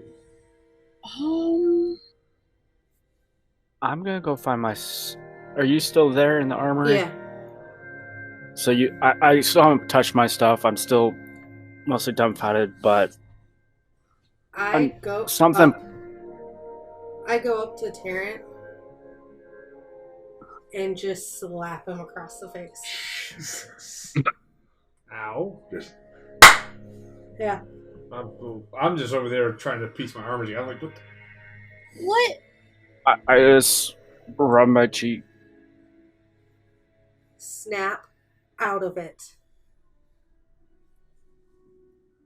And you see something different with Tierney's eye, with my eyes. I look over and notice I'm going. That computer said what it actually said. Yes. And you all are finally hearing Tierney without a stutter. Just silence and shock. Same. I don't know whose sick joke this is. Let's go kill some people. Okay. I gotta speak up. Let's go. Tierney, Captain Break. Tierney, we're not actually supposed to kill anybody. We're supposed to recruit the I dragons. slowly turn my head and just glare at Linares. And I'm over her shoulder, glaring at him. No. And I'm trying to get in between all of them and like, no. And Tierney, I know you're upset. You can see the change in Tierney's eyes. I know you're upset. I understand. If it was me, I also would be ready to go on a murderous rampage. Rampage? Who said anything about rampage? This will be calculated. Oh, that's Listen, even scarier. You guys just need to calm down and relax. I look over Stu and I'm like, I whisper, kind of like, Stu, hey, let me handle this. We will get answers. We will get answers. But right now, upset because your families may be gone. The computer can't see them. You realize my entire family worked at the school. What? My entire family worked and lived at the school. I didn't know. Oh my God, Stu. I walked over my brother's body.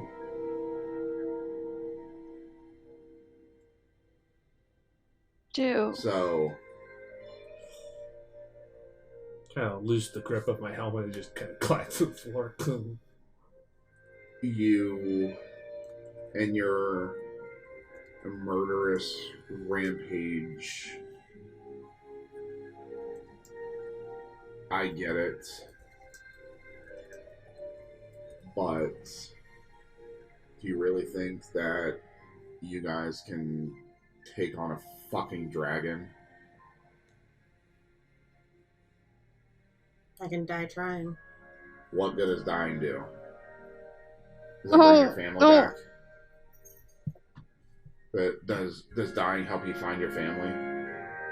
Because what if unlike my family, your family's alive, and you die and they're looking for you, and now they have to grieve you?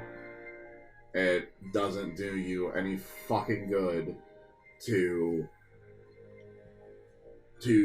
die because you're confused or hurting. And I understand you're the fucking captain, but at this point you're about to make a big fucking mistake and there won't be a captain, and the rest of us will fucking die because you decided that you wanted to go off on your own and kill whatever comes in your way, and then not only are you gonna die, but you're gonna get the rest of us fucking killed. I just walk out before I say something stupid.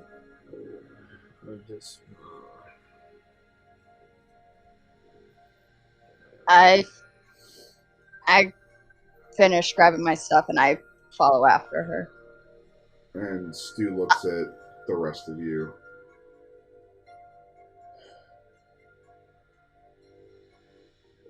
I don't think Tierney is in the headspace to be a captain.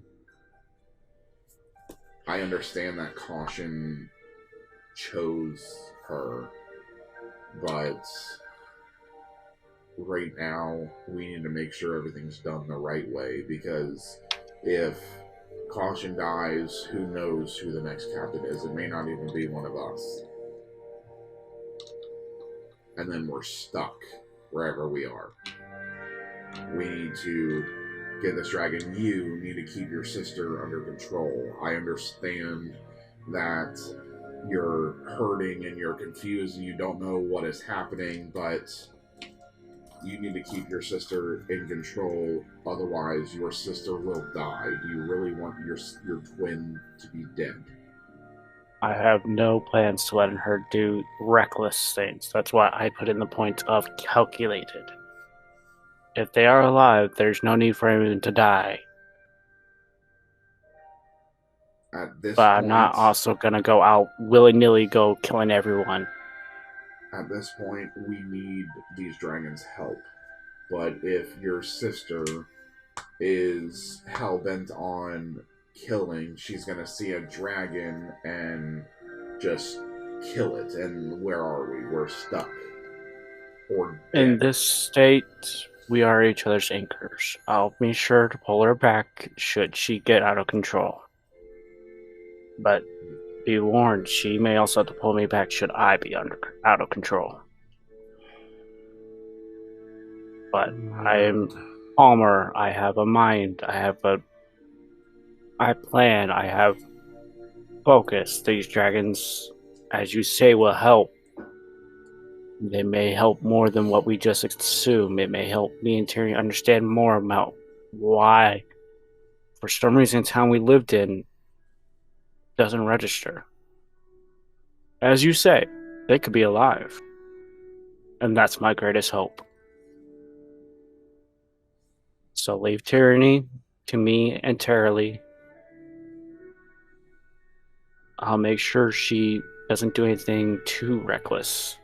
But also make sure that we're not going to die because of it. That I promise.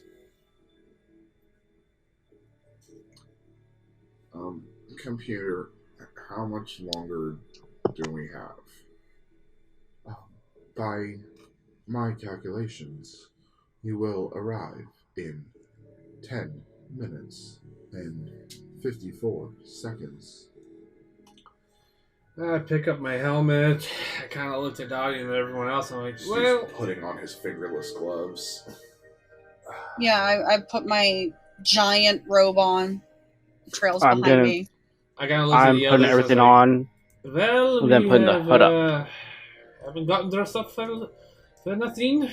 Let's somebody go collect the captain and let's go find the dragon. You see Stu kind of grab the lyre and strap it around him, and he kind of plucks some of the strings, and he pushes one of the buttons, the button for fire, as he plucks the string, and you see fire dance across the string as he plucks it. I kind of look at Stu. I'm like, we're going to... If we ever have to get any money quickly, we're going to make a lot of it without you. If you play in any taverns or in the middle of a town square. Oh, I can rock your socks off if you wore socks. I wish. I look down and I'm like, am I wearing socks? Looking at my new boots. You just have like long johns underneath. Mm-hmm. With His socks didn't really exist. With footsies? You would have had long johns. Oh, yeah. Full long johns. With little footsies? Yeah. I'm like, okay. I grab my bow and I'm like, I look to everyone else. I'm like, let's get the captain and let's get ready to check out the realm of mists. Leave my sister to me. I'll get her. The computer. It is my suggestion that everybody takes a seat in the cockpit. The landings are a bit rough. Okay. And I make my way to... I make my way to the I stop and knock on my sister's door, probably seeing Terry outside of it. Go away. Let's go, sis. You slapped me into sense. Time to come. I come out and you just see the tears just running down your face. We will find out. We'll get our answers. But I want you to hang on to the one bit of hope that they are alive. It's my fault. It is not.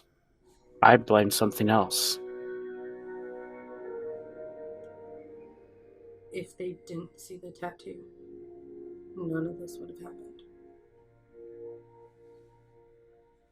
It's kind of hard when we're unconscious. I have the tattoo too, sis.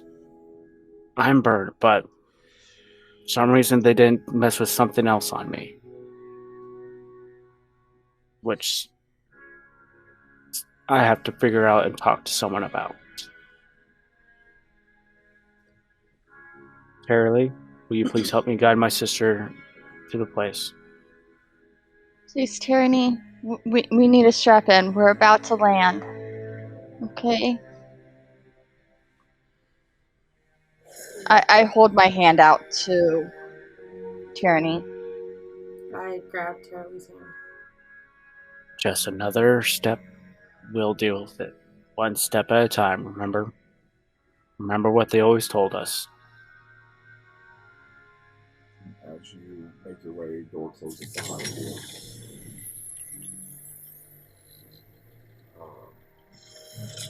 You all make it to the cockpit. You all strap in. And as you do that, you sit in a centralized chair, what you assume is the captain's chair. You just make your way there out of instinct. At this point, you're so connected with caution that you just know what to do. So you sit in the central captain's chair, and everybody's chair lights up, and you actually see your names inscribed on the chairs. So everybody's, and yours says Captain Tierney on it, but CPT Tierney. And there's still probably about 10 chairs that are empty for a crew or something like that. And there's chairs throughout all of Caution that you'd be able to strap in, but this is the closest to the exit. So you finally hear the humming of the ship as it makes its descent, and it lands, and you hear this creak, this crunch, as it seamlessly hits a building as it lands. Hopefully a derelict building. Did we hit something? Who's flying this ship anyway? I think it's an autopilot. Oh. Computer, did we hit something on landing? It was just a derelict house. Sure, or it was derelict. What was left of a derelict house. Oh, okay. I unstrap myself from the seat, kind of make my way to the exit. I kind of motion for Dottie to come behind me, and I take an arrow from my little. I got all my stuff on, kind of knock an arrow, and I look at Dottie. I was like, okay, listen up. You don't open the door. I'm gonna step out and take a look around. I look at Daenerys and I was like, and I walk and just walk out the door. Hey, Captain! Oh, man! I follow right behind her. Okay, fine. We'll all walk out into the unknown mist lands with the dragon maybe flying around. It's fine. No, go ahead. Go ahead. No, come on, everyone. Go. You already forget that the dragon helps lost people, Lunaris? It preys on what again? Flying things, I know, birds and other such things. I'm just trying to be. Sorry for trying to just be careful and make sure everything was the coast was clear for everybody. But never mind. Okay. I just walk outside, following everybody. As you all disembark from Caution, you find yourself standing at the edge of a vast and mysterious forest. Its dense canopy stretching high overhead and casting dappled shadows on the forest floor. The air is thick with the scent of earth and foliage, and the distant sounds of wildlife can be heard echoing through the trees. Before you lies a winding path that disappears into the depths of the forest, beckoning you forward with an air of mystery and adventure. The trees loom tall and ancient, their gnarled branches reaching skyward like the fingers of giants, while shafts of golden sunlight filter through the dense foliage above, creating a mesmerizing play of light and shadow on the forest floor. As you venture deeper into the forest, the air grows thicker with magic, and the sounds of the outside world fade into a distant memory. The path winds its way through ancient groves and hidden glades, each turn revealing new wonders and mysteries. You encounter strange and wondrous creatures along the ways, from luminous fairies flitting through the trees to elusive woodland spirits that vanish as quickly as they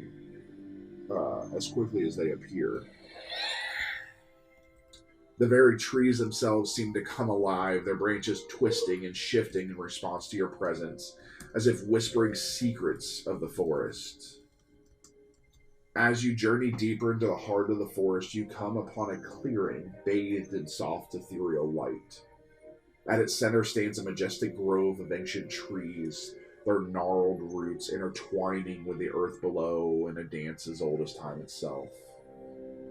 Everybody make an observation check, please. Observation.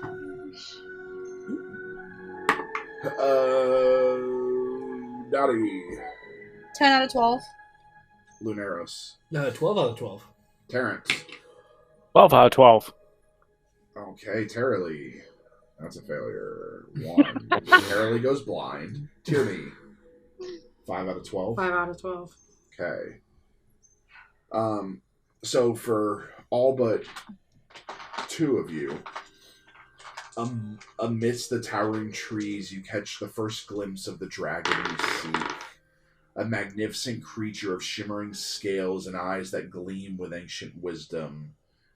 It sees you and regards you with a mixture of curiosity and caution, its presence filling the air with a palpable sense of power and majesty. I look at everybody and I whisper, "Let me try and talk to it." I put my, and I also, before I take a step forward, but before I go, I look back at everybody and it's like, no sudden movement with the weapons. Remember. I bow down to the dragon.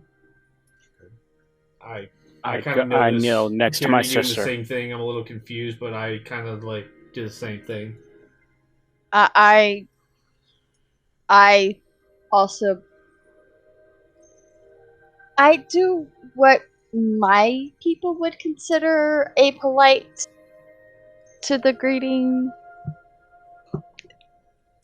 and I would still be wearing my headdress because. I take another step forward and I say, kind of trying to project some kind of confidence, but you can tell I'm very shaky. I've never, obviously, even though I saw the one dragon, this is the first time I'm ever talking to one, so I'm like, greetings. Are you the great ancient mist dragon of this world? As you stand before this dragon or kneel, a voice resonates within your minds, ancient and wise, echoing through the depths of your souls. Speaks with a clarity that transcends mere words, weaving a tapestry of thoughts and emotions that binds you together. You seek the aid of the ancient dragons. But to prove yourselves worthy, you must first prove your mettle in the crucible of challenge. What sort of challenge must we do to prove ourselves? I'm kind of looking back and it's like, what's going on? In the heart of the forest, where shadows dance and light plays, lies a secret known only to those who seek it. In the embrace of the earth, where roots intertwine and life thrives, there lies a key to unlock the mystery of the ages. The riddle of the forest is this. What is the one thing that grows larger the more you take away from it? Seek the answer, for it holds the key to unlocking the wisdoms of the ancient trees and proving yourselves worthy of the dragon's aid. What is the riddle again? What is the one thing that grows larger the more you take away from it? I'm getting easy ones on this. I kind of look back at the others. It's like, more riddles. Oh, man. Emptiness? Would you rather fight the dragon? No.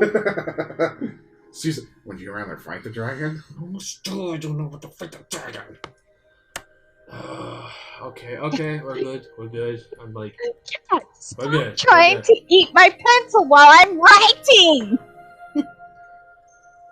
If you guys get stuck, I just rolled for it to see if Stu can help you. So if you guys get stuck at some point, Stu can. I'm kind of like pacing. I'm kind of like looking at everybody pacing a little. It's like, does anybody have anything important at these it's riddles? Well, it sounds like it's a lack of something. Like absence or something? Light gets bigger the more you take away from it? I would think it would be darkness. Light and shadow? No cheating. No. Nice try. He's trying to Google it. What the hell? No, absolutely not. I am not doing that at all. Cheater. Cheater, pumpkin eater. Wow. You know this. You know the song of our people. For those of you who don't know, in the Air Force, we have an unofficial saying: "You ain't cheating, you ain't trying." But still, for the record, it didn't even tell me it was full of ads. So I came up with this. I mean, it is an actual riddle, but was the one thing that grows larger the more you take away from it. You guys are gonna feel so stupid. Yeah. Because it is easy. Probably the easiest riddle I've ever given you. And that's the problem. Is emptiness? That's what I thought maybe. You guys overthink everything. Yes. Yeah. Because you usually give us harder Space? riddles. What? Space? No. It gets bigger the more we take away from it. What gets bigger when you take things away from it? I look up to the dragon, but avoiding the eyes, and say space. Is that your answer? Yes.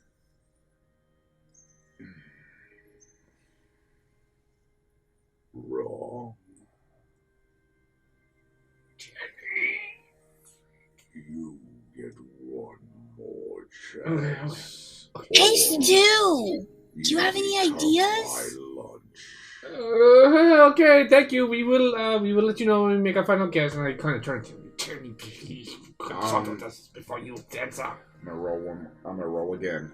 If I succeed on this, Stu will give you the answer. 10 out of 12. Oh.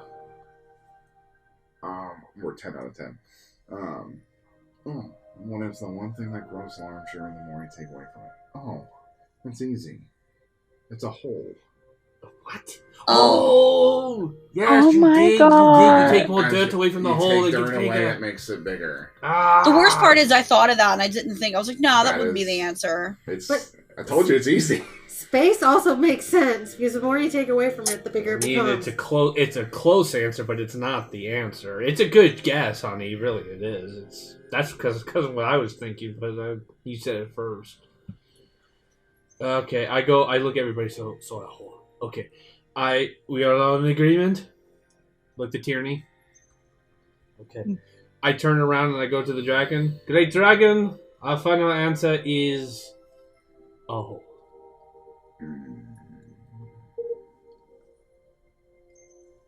Yes. I just kind of visibly thinking, I'm like, oh, thank God. In the realm of shadows and light. This isn't the riddle yet. In the realm of shadows and light, where echoes of the past intertwine with visions of the future, there lies a puzzle waiting to be solved. In the depths of the mind, where dreams and reality blur, there lies a truth waiting to be revealed. The second riddle is this. I speak without a mouth and hear without ears. I have no body, but I come alive with wind. What am I? What was the I speak without a mouth. I speak without a mouth and hear without ears. I have no body, but I come alive with wind. What am I? Stu failed the roll. So Speak without a mouth.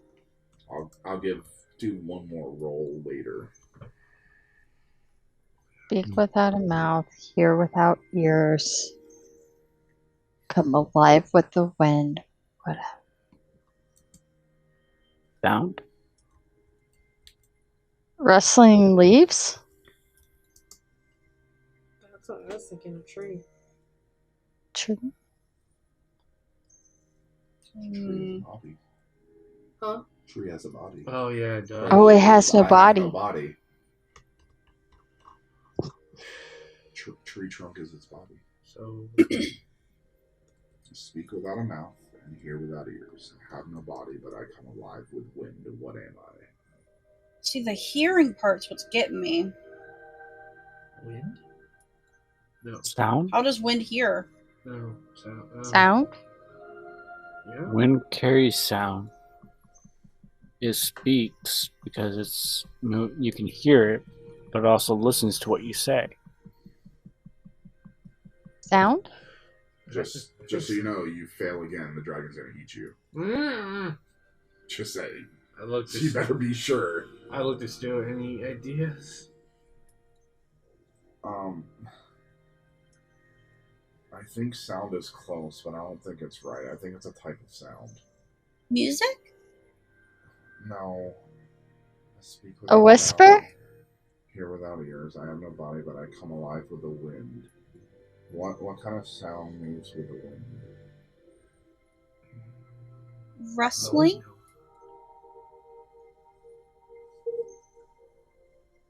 Voice. No. No. Type of sound. We're gonna feel really stupid with this one, aren't we? You guys have been close. Sound is your closest.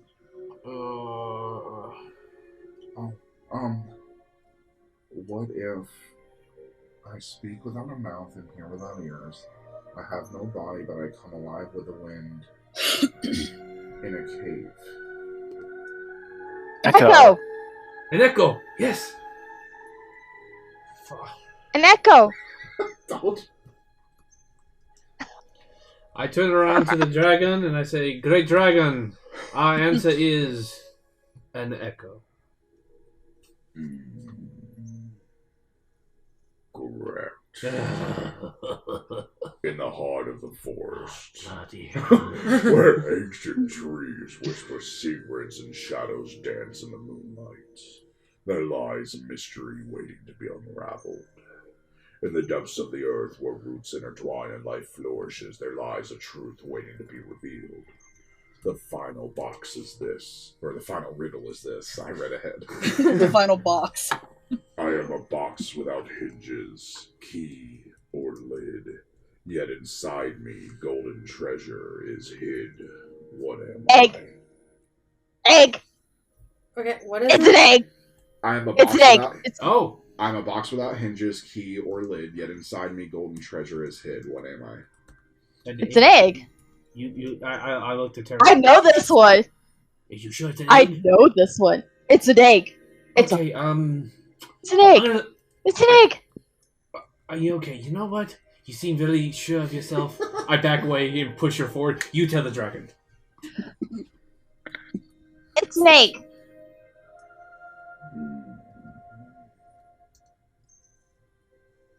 Correct. Ugh. I step forward again. Good job, Terry. Good job. The Hobbit. I read The Hobbit. It's from The Hobbit. Oh, that's right. It is from The It's Hobbit. That's where I took it from. That's why it sounds so familiar. That's Like, where wait a I minute. took it from. I took it from The Hobbit. Ah. You have proven yourselves worthy. Oh. Now, you must choose your path. Wait, what? Option 1. I shall lend you my aid in your battle against the encroaching darkness. But know that my assistance will be temporary, for I cannot remain in your world indefinitely. Once the battle is won, I must return to the depths of the forest where I belong. Close. Option 2. Alternatively, you may choose to take an egg of a mist dragon, raise it as your own, nurture it, and watch it grow into a mighty ally. Together, you and the Mist Dragon will stand as guardians of your world, protecting it from harm and ensuring its prosperity for generations to come. Give us a moment, please. And I turn to Do the you others. guys think we have to feed it something different when it hatches versus when it's an adult? Listen, everybody. We literally have a room that we can turn into a feeding room and give this thing whatever it is to eat. I say we Yeah, get the egg.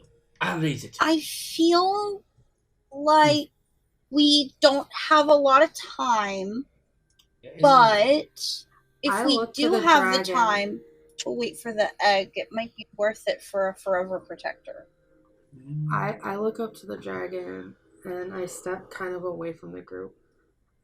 How long does it take for an egg to hatch and it become an adult? He kind of looks over all of you and then looks behind you to caution. And his movements are very slow because he's very large, and his eyes blink really slow, like they're really heavy eyelids.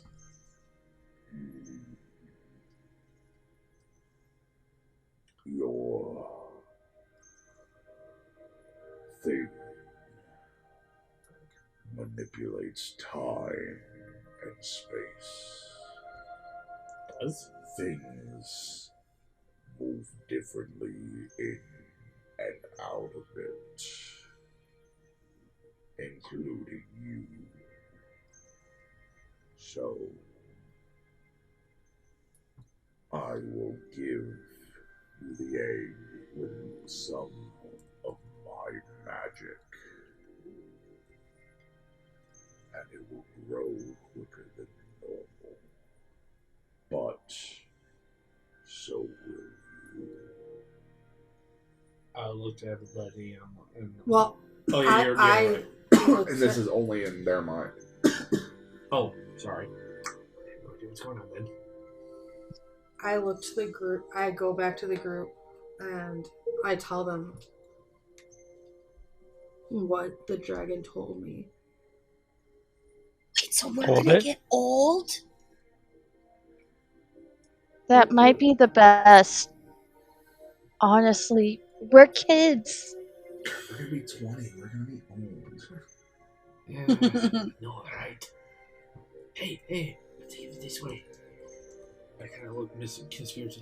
You can legally drink, and it won't be acceptable to drink. Lunaris, we've been drinking this entire time. I got you drunk on a ride. There's no legal age Oh. to drink in here.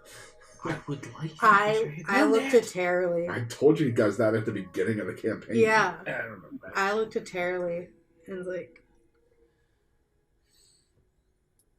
I mean, I think it's a good idea. I think it's a really good idea. I mean, yeah, we could get older, but you know what? We're kids right now. Yeah. And this is so much bigger than what we are right now. If we get older, we can really, really make a difference. I stepped back out from the group and stepped towards the dragon. We have decided to take you up the egg with your magic.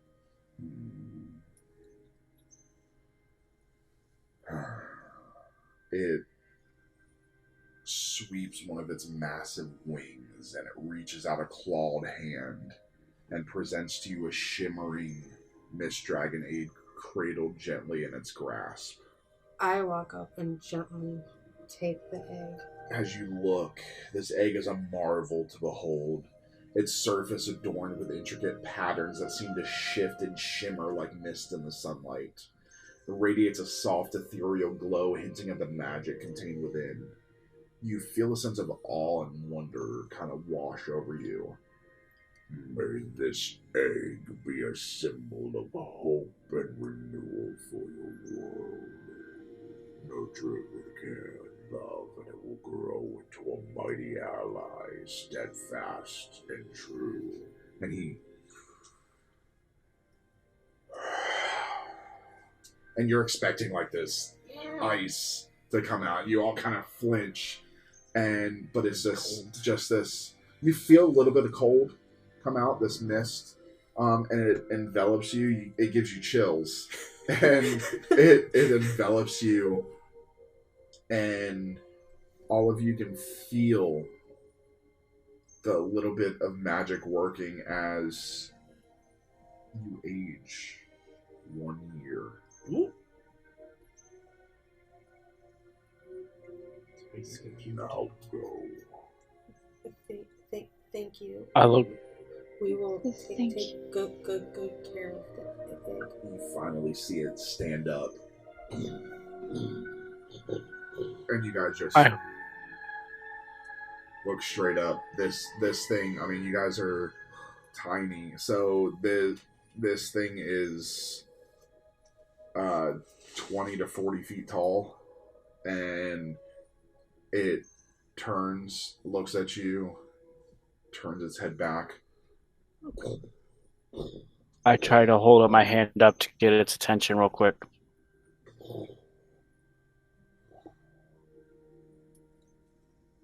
I have a question. What can make something cease to exist or never exist at all? Magic. Thank you. And as he flies away, you hear in your head, very powerful magic. Kind of brace myself at the. And you feel the downdraft.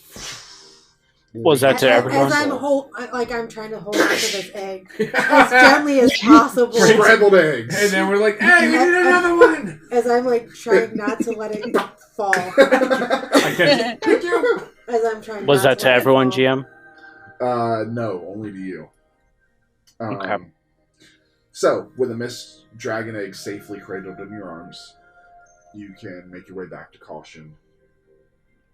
I look over at Tierney. I'm like, Captain, when we get on the ship, will you accompany me to the storage area so we can see about a proper Incubator. nest for the egg? Also, let me, with your permission, I need to borrow the Dracopedia to see about the nesting requirements and hatching requirements for the egg. So I'm just kind of like staring at this egg. I'm like, don't drop it. As I'm like slowly walking. I kind of go over there, please allow I'm me. like, And I'm slowly walking. See, the thing is, folks, in Caution. real life, if this had happened, Pam would be doing the same Yes. thing. I'd be trying to get it from her so she doesn't drop it, and she'd be like, no, it's mine. It's Because mine she now. feels like she's gonna drop it if she hands it off. Yeah. So we're 16 now? 15, 16, depending on what age you were. You were About 14, 15. 15. Alright. Okay. I'd be about. I whisper to Terly, "Go assist my sister." Uh-huh. As I'm like, As I'm you hovering notice right that- by am Tyrion. I Like, able to see like over this egg to see my feet? I'm like as you hovering. notice that I It's- take my headdress off for the first time. I'm gonna go In look to front see if of there's an everyone. archive in the caution.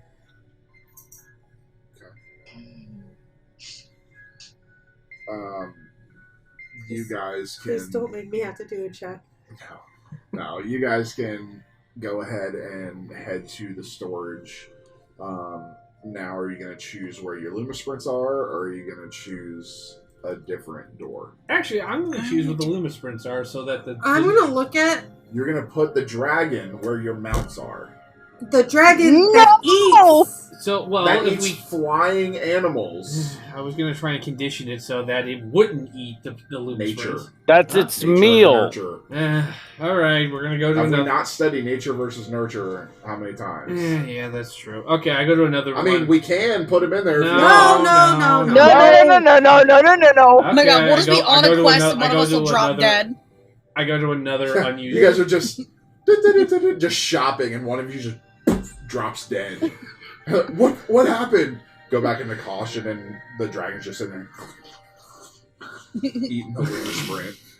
I go to another unused storage door, and I kind of I think. gently hand it to Linares, and I go into where the Luma Sprints are and just spend time with Amethyst. I kind of hold the thinking, concentrating, trying to find the perfect nest for the this new dragon, and So- everything to make sure that it incubates and hatches properly. So, the way you can do it is you can create an actual nesting environment that over time will change. Mm-hmm. So there can be various sections for each of the, if you get other dragon eggs, for each dragon egg or each dragon to coexist Yeah. in their various spaces. So yeah, you see it, and it just simply just says dragons on it. I'm holding the egg, like I've opened the door up, and now I'm holding the egg. I'm looking at it and like, you need a name, but we'll wait till you are born. And I kind of just walk through to kind of take a look at what the nest looks like and see where I can put the egg so it properly incubates. So you find a place around mists, up a little bit of a mountaintop that you can nestle the egg in. Now the eggs will require you guys to go over there and kind of nurture it. It feeds on itself. The embryo feeds on everything around the egg. But making sure that it is good, watching to see when it cracks, when it hatches, and then once it does hatch, eventually you guys, if you guys do forget to do this dragon will end up being a wild dragon. Ew. Which means it will fucking kill you. So we need to Handle the actually. egg and stuff. You need I've to seen write, that was in probably Tyranny's writing mind. notes. So you all do hear a little warning coming from the meeting room. I make my way to the meeting room. I make my way to the meeting room, still holding my headdress. I slowly I- make my way to the meeting room. Yeah, I'll follow. Kind of look over. Do I Charlie find the and- archive? Why you don't have the There is headdress? not an archive in here. Why don't you have a headdress on? There are books in like the captain's study, in the captain's office, but there is no actual archive. I'm older now. Our headdress changes with our age. Oh. You might be Rep- able to make another. I need. Well, it's not that I need to make another. It's that I need to add to it. Oh. I need to add. And I hold up 15 braids because I would be 16 now. I hold up 15 braids coming off of the headdress. This represents each year of my life. Oh. So now that I am 16, I need to add a braid to it. And I can't wear it until I make and add that braid. I see. Okay. Well, maybe along the way we'll figure out. We'll get to what you need to make a new braid. Might already have it here. Maybe. So what's going? What is? I look around and see. Is there a button I can push to activate this warning? I mean, is everybody here? Yeah. I assume everybody's there. Okay. You make your way to the room for debrief. And you see the ethereal projection of Elwyn's there. As you settle in your seats, he regards you with a knowing smile. His form shimmering with an otherworldly light. I see you have returned. Tell me, what news do you bring? I just We have the egg. glare at this projection. We have a dragon now. Well, an egg. Well, yeah, a soon to be baby dragon. And I'm we had kind of to glaring solve at it too. You had to solve 3 riddles from an ancient mist dragon. That's it, really. I mean, in a nutshell. Is everything all right? Besides the emotional and psychological trauma of losing all of our friends in our school and home away from home, yeah, everything's great. My head turns to Linares at the last bit. I kind of look over. I'm like, sorry. Damn it.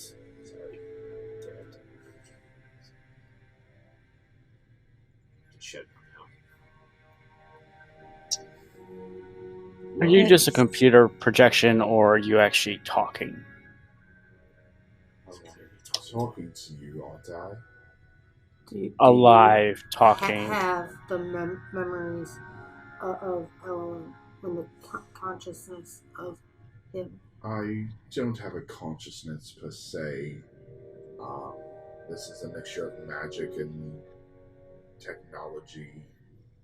I can answer questions that are within the archives. However,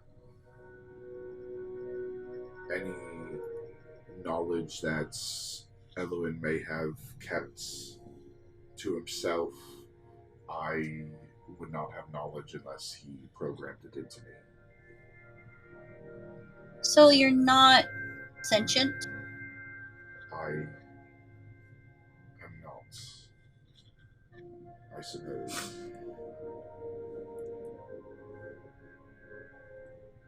Now, What would make a place just disappear like never existed?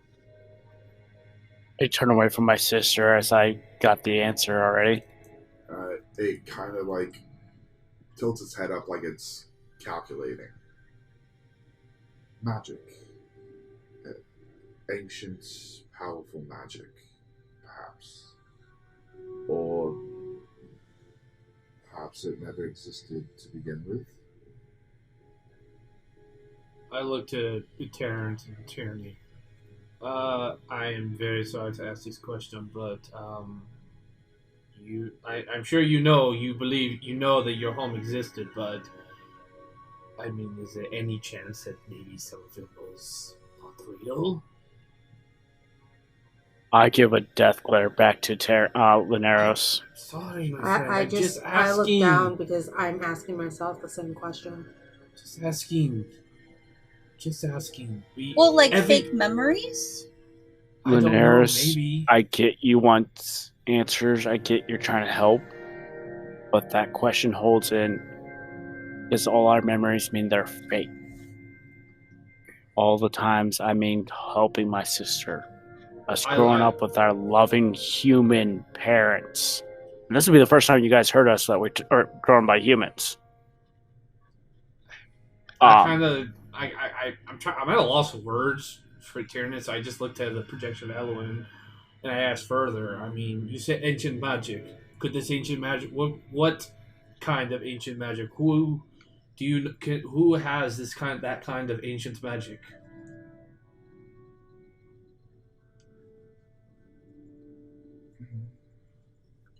Not many. However, you did come from a school who taught and has taught magic for well over 100 years. And this is the first time you're hearing that the school is only 100 years old. It's believed that the school has been around since the beginning of time. Mm-hmm. But this is the first time you hear that it's only been about 100 years. I kind of looked at everybody. Oh, guys, wasn't that professor a chronomancer? We found the hourglass. Maybe the professor did it. Could be. There was experiments and stuff. I looked to steal. Right? It was chronomancy stuff. I'm like, what can you tell us about the missing professor? I mean, I didn't take any classes with him. He actually was not a chronomancy professor. He was an ethereal weaver. But that may be possible. Ethereal weavers, when they're in the height of their magic, when Dottie will eventually become, they can alter the fabric of reality itself. So they can rewrite reality as it exists. It's a very limited magic because of the things that it can do. You're only allowed to do it in small sections. Rewriting or eliminating an entire living community is highly restrictive magic.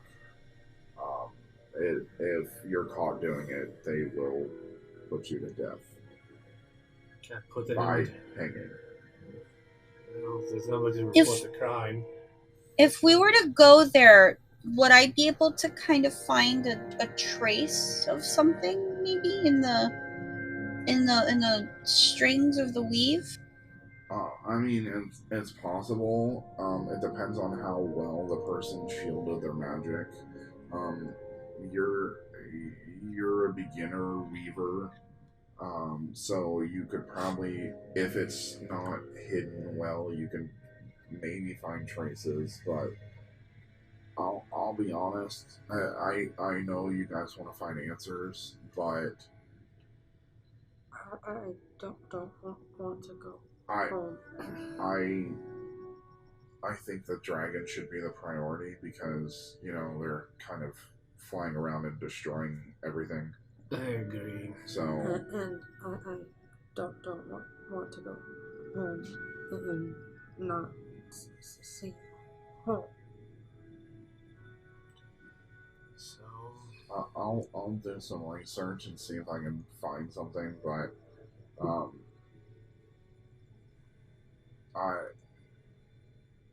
be honest. Where are you guys from? The Emerald Canopy, Varelia, Verdanthal.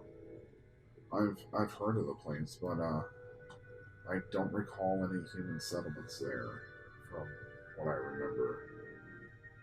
I know it was a lot of elves, but I don't recall there being any humans there at all. Our settlement was all human. We dealt with elves. That's why we know elven customs. But we didn't look like those elves. From what I've studied, and I've studied a lot, yeah, there's never been a human settlement there. It's only been elven. I just kind of shake my head. This is madness. So unless they either you were lied to your whole life for 14, 15 years, or somebody altered reality and changed it throughout all of our minds, except for yours. We're dealing with something very, very powerful. But I think we need to get these dragons in order before we do anything else. And yeah. that mirage. I just get up and walk to the armory to take my armor off and go to my room. The mirage speaks to the rest of you. Oh, well done, my students. You have proven yourselves worthy of the dragon's aid. You have taken the first steps on a journey that will shape the destiny of our world. Now, let us prepare for the challenges that lie ahead. For together we shall face them with courage and determination. I suggest you all get some rest. I will punch in the coordinates for whichever dragon you wish to go at next. And that's where we're ending tonight. So when we pick up next week, we will see what dragons you guys flip through the Dracopedia and figure out what dragon you guys want to go after. A really pretty one that I can. Oh, so the Shadow Mall? No. Yes. This I want to look through this Dracopedia. Eventually, the Dracopedia will be for sale. It is a book I am creating. There will be over 200 dragons in it when I am done with it. Right now, I have 20, I believe. And it is 79 pages. Spectral Whisper Dragon. Yes, See. Spectral Whisper Dragon. It's one of my favorites. But so we want to thank everybody for watching. And please join us next week as we roll the damn dice. Good night, everybody. Good night. Good night.